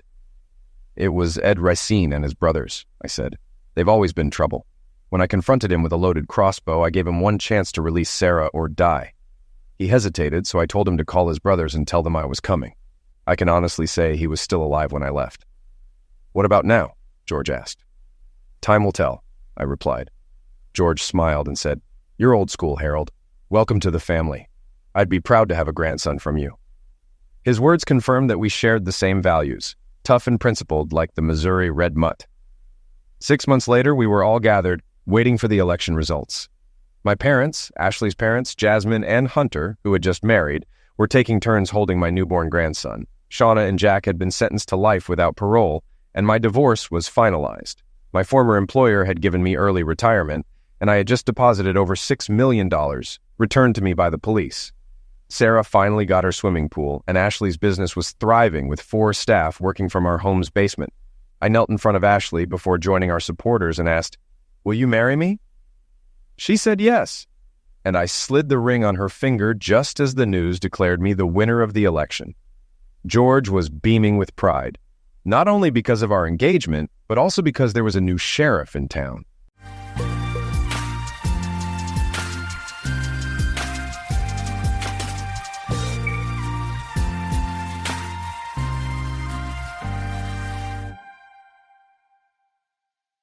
My wife cheated on me, and it devastated my life, but I found a new path and got the best revenge. I stepped outside, holding a leash, ready to take my dog for a walk and enjoy a short run. As I observed my neighbors starting their cars and heading to work, I let out a deep sigh, realizing I had no office or workplace to rush to anymore. Following my business's bankruptcy, I was stuck with a huge pile of debt, and I'd be spending another day at home trying to revive my once thriving business, which had met with nothing but failure. The weight of these setbacks left me feeling lost in a world that continued moving forward without me. I noticed my neighbor, James, walking over from his well-maintained driveway. James ran a successful car import business and often had different luxury cars parked outside his house. Today was no exception, and James walked confidently with a big grin. James greeted me cheerfully, almost too cheerful. I responded with a forced smile, even though I noticed his grin seemed to grow wider. I remarked on another day of relaxation for him, though his comment stung. I calmly mentioned that every day brings its own challenges. James just chuckled and said he had cars to import, then strolled away. I watched him go, reminding myself not to let his insensitive remarks affect me. I knew some people couldn't resist the urge to gloat. Returning home used to bring me great comfort, but now it felt like stepping into a storm, not because of the walls or the furniture, but because of someone who lived there, my wife, Nicole. Nicole, who worked as an insurance agent, had grown distant and cold since my financial troubles began. The difference was stark. Gone were the days when she would excitedly call me to come home early for a romantic dinner or snuggle on the couch for a movie. Our conversations, once warm and affectionate, had become brief and mechanical. The home that had once been a sanctuary of love now felt like a reminder of what we had lost. I attempted to bridge the growing gap between us by mentioning the times when Nicole used to check on me during the day. Nicole responded curtly, without looking up from her papers, indicating that things change. One evening, after returning from work, I gathered the courage to approach Nicole, driven by my longing to rekindle the closeness we had once shared. I softly brought up our first anniversary, recalling the candlelight dinner on the terrace and our dance under the stars. Nicole looked up from her laptop with an unreadable expression and inquired about the purpose of my remarks. "I confess," I said, I miss us. I miss how things used to be." She audibly sighed, closed her laptop, and explained that she didn't have time for this at the moment, as she was swamped with work. She emphasized that being at home didn't grant her the luxury to sit around and reminisce. I felt a sharp sense of rejection and expressed my desire to spend time together as we used to. Nicole's eyes hardened as she mentioned the times had changed, highlighting her responsibilities while I pursued my activities. She indicated that she didn't have time for sweet talk and suggested that we could discuss things when she wasn't buried with work. I nodded, feeling the weight of the distance between us. "All right, Nicole, whenever you're ready." As I walked away, the cold silence of our home felt more pronounced than ever. While walking through the park with my dog, a newfound optimism began to well up within me. Despite the failure of my business, I realized it was just one obstacle in the grand scheme of life. I whispered to myself, patting my dog, "It's just another challenge. I can and will rise again." Upon returning home from the dog walk, I noticed Nicole at the dressing table, gracefully applying lipstick and makeup.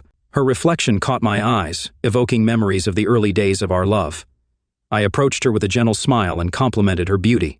Nicole didn't even glance at me. She continued applying her makeup. A moment later, when she was finished, she looked at her own reflection and smiled, remarking, "I am beautiful." In an effort to bridge the gap between us, I casually inquired about her work schedule for the evening.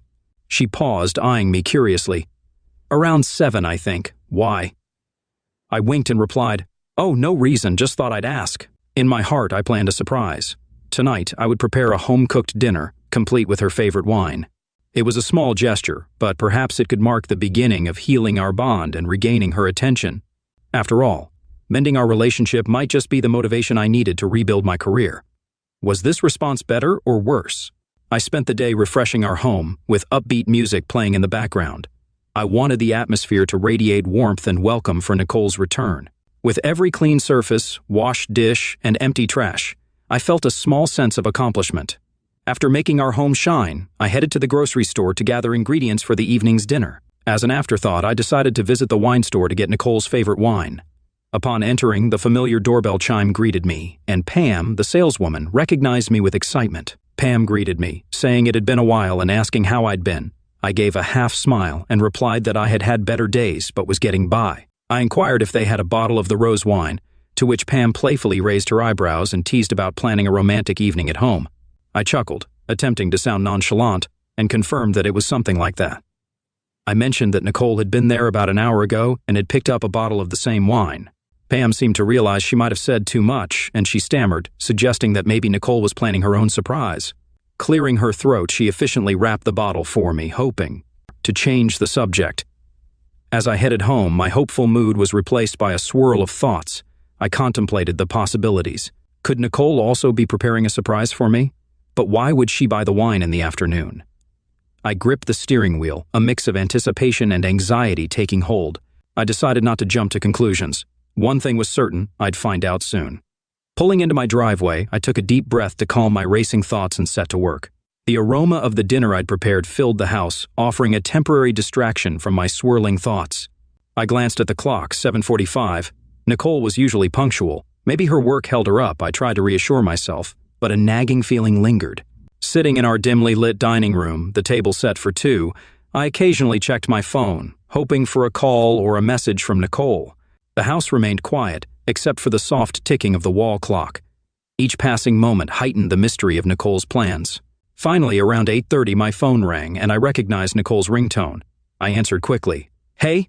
Nicole's voice came through, rushed and slightly breathless. "Hey, babe, where are you?" I asked, masking my concern. "I'm so sorry, Robert," she replied hurriedly. "An unexpected business trip came up and I couldn't turn it down. My boss insisted." I tried to digest the news. "Oh, okay, but can't you leave in the morning or something?"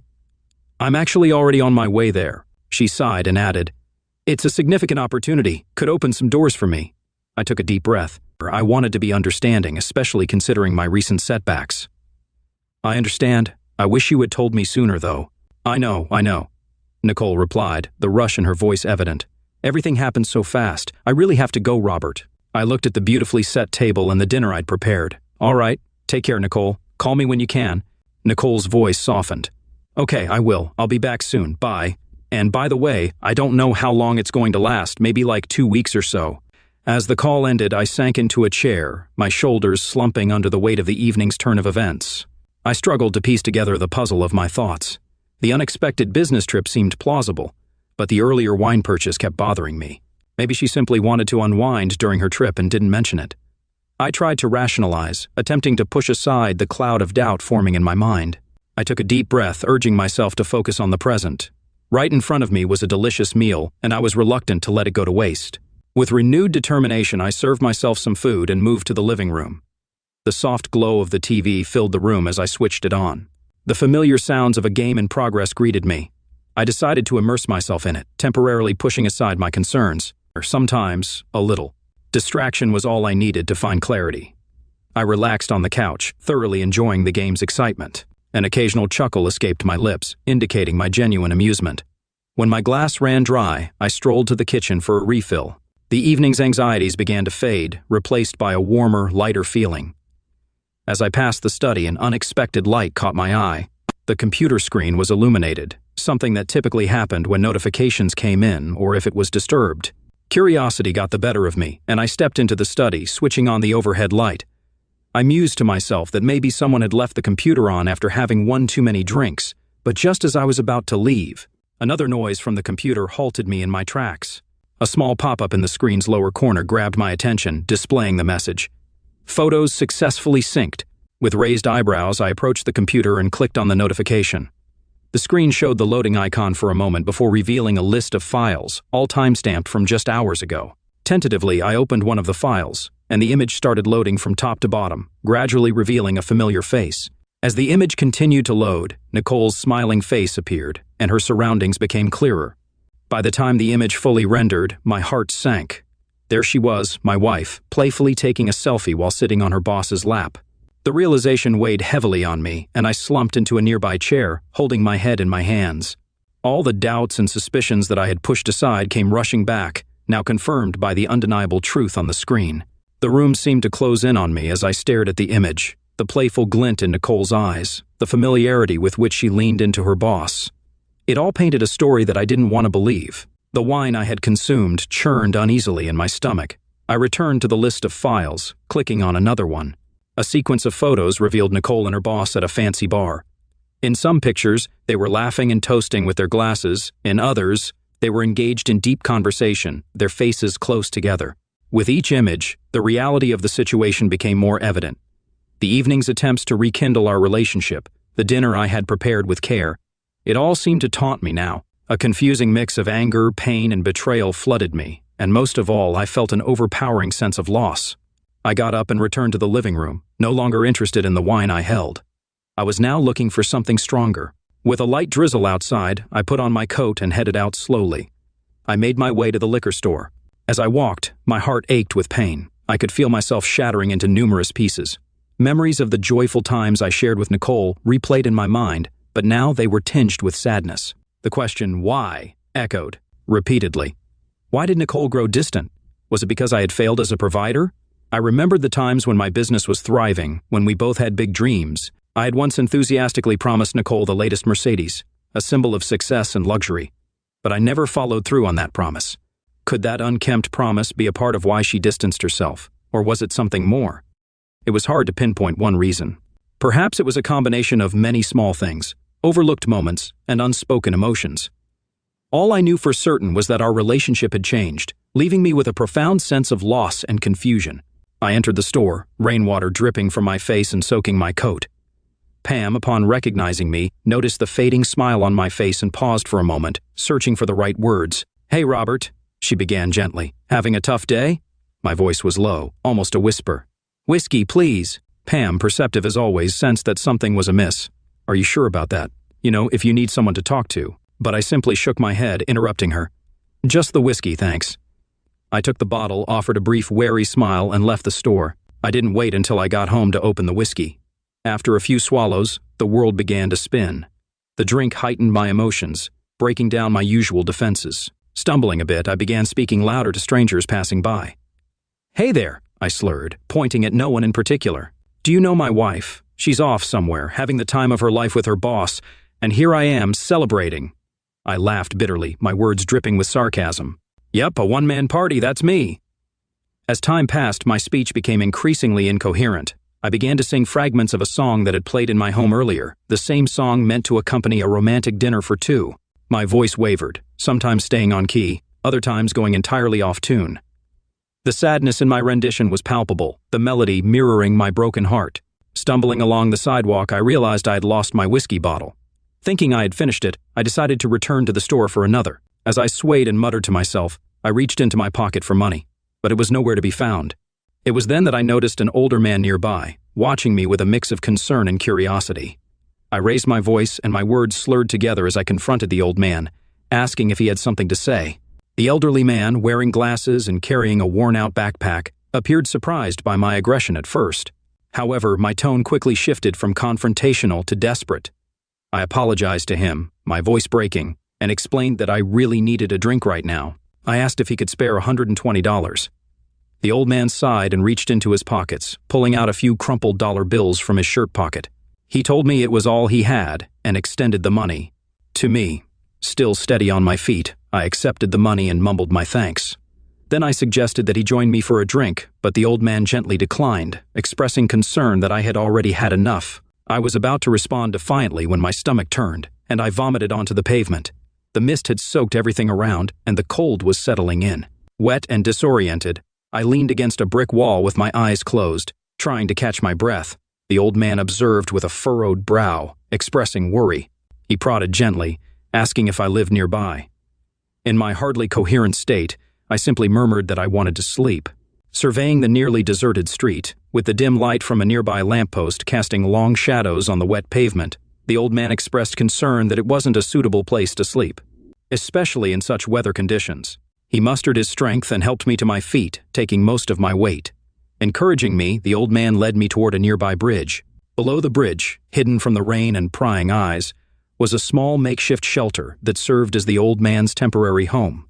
It was constructed from discarded materials and tarps, offering limited comfort, but at least it was dry and relatively warm. I stirred awake, the soft chirping of morning birds filling my ears. My surroundings seemed unfamiliar, a murky haze blurring my vision. My skull throbbed with pain from the previous night's excesses. I winced as I tried to make sense of where I was. The dim light revealed a simple wooden shelter. With a groan, I pushed back the curtain and stepped outside, attempting to orient myself. Next to a gentle river, an elderly man sat calmly, casting his fishing line. His posture remained relaxed, and his hands displayed steadiness despite the evident marks of time on his skin. Cautiously approaching the man, I greeted him with a questioning look. He responded with a knowing smile and remarked that it took me a while to wake up and that we had a bit too much fun the previous night. Momentarily taken aback by the man's warmth, I stammered, expressing my lack of memory regarding how I ended up there. The man, named Jim Hughes, chuckled and explained that I had consumed too much alcohol the night before, leading to me passing out on the pavement. He mentioned that it didn't feel right to leave me there, so he brought me to this place. My cheeks reddened with embarrassment, and I thanked Jim while expressing my hope that I hadn't caused any trouble. Jim leaned back, and the sun reflected off his aged eyes as he admitted that I had been a bit loud, particularly in my shouts about my wife. Feeling the weight of the previous night's events, I apologized and explained that I'd been going through a tough time lately. Jim's gaze softened, and he offered comforting words, mentioning that he had been in a similar situation, experiencing grief and feeling lost. He shared some wisdom, stating that pain has its own way of healing and that time can help. Jim suggested having breakfast for the moment.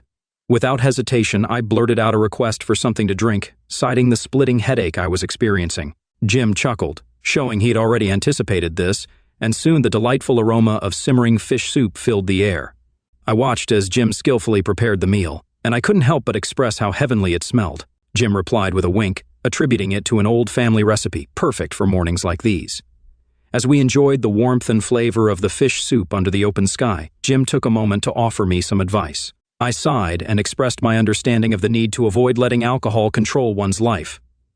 Jim looked at me, his gaze pausing for a moment, and shared his perspective, mentioning that life is complex, and that sometimes it's best to let go and move on, particularly if someone has wronged you.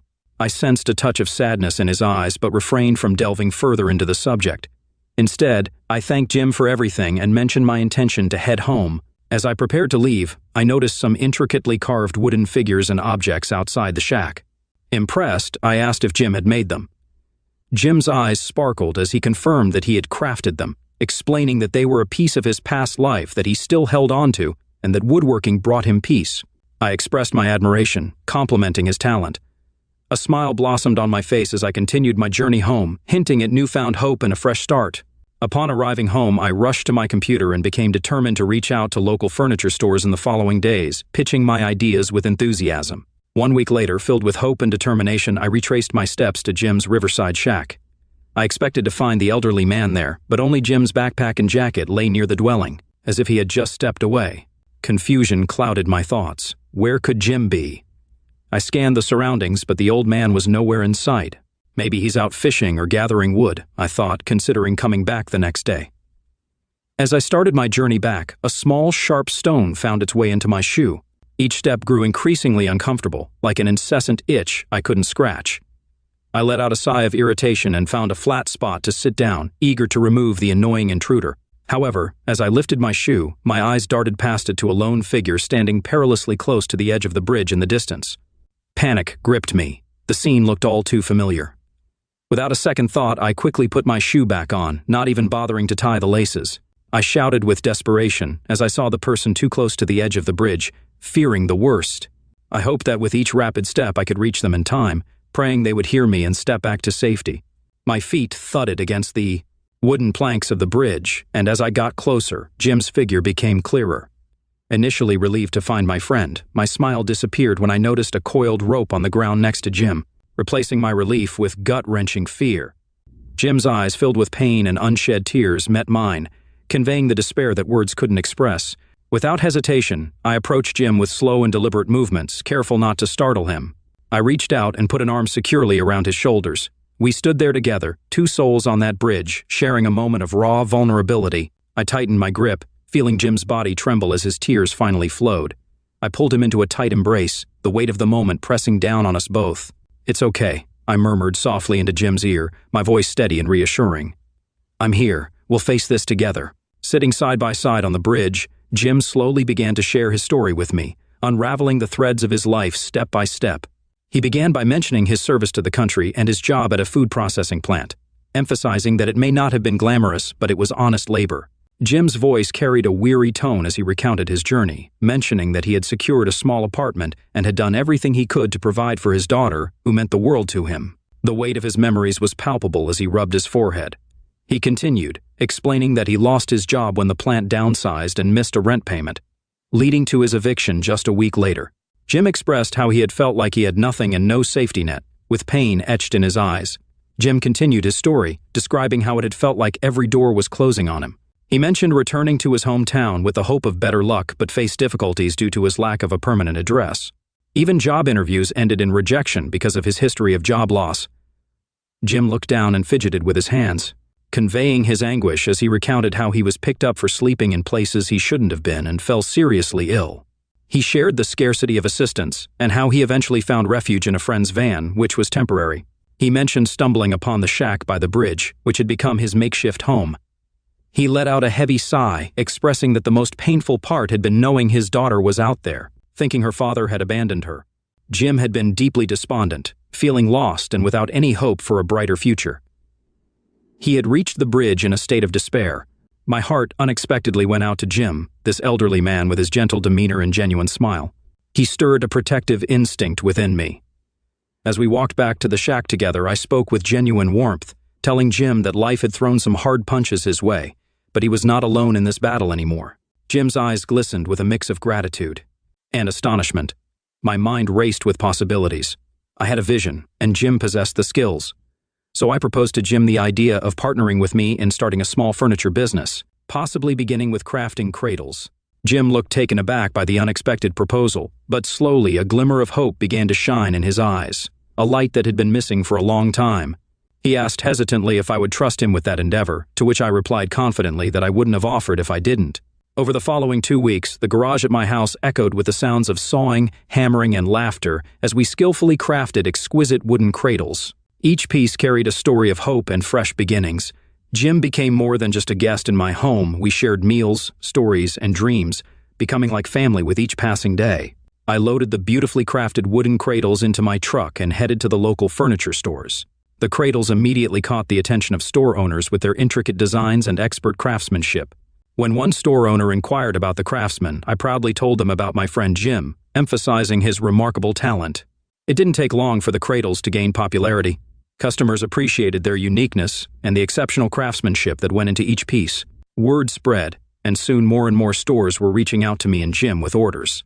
One day, my smartphone displayed my wife Nicole's name, filling me with anticipation and memories. In a brief conversation, Nicole mentioned a delay and the possibility of an extended trip abroad. When I inquired about what was going on, there was a moment of silence, followed by Nicole clearing her throat. She then explained her urgent need for a loan.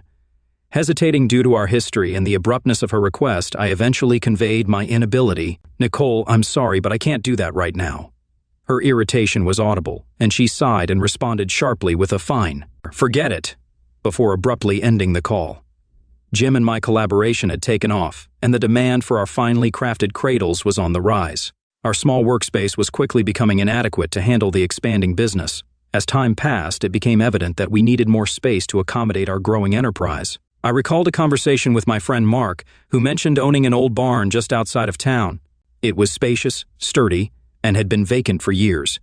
The transition to the barn went smoothly, and we hired a couple of eager local workers who were enthusiastic about learning the craft and becoming part of our growing success. I began to oversee operations more frequently from my home office.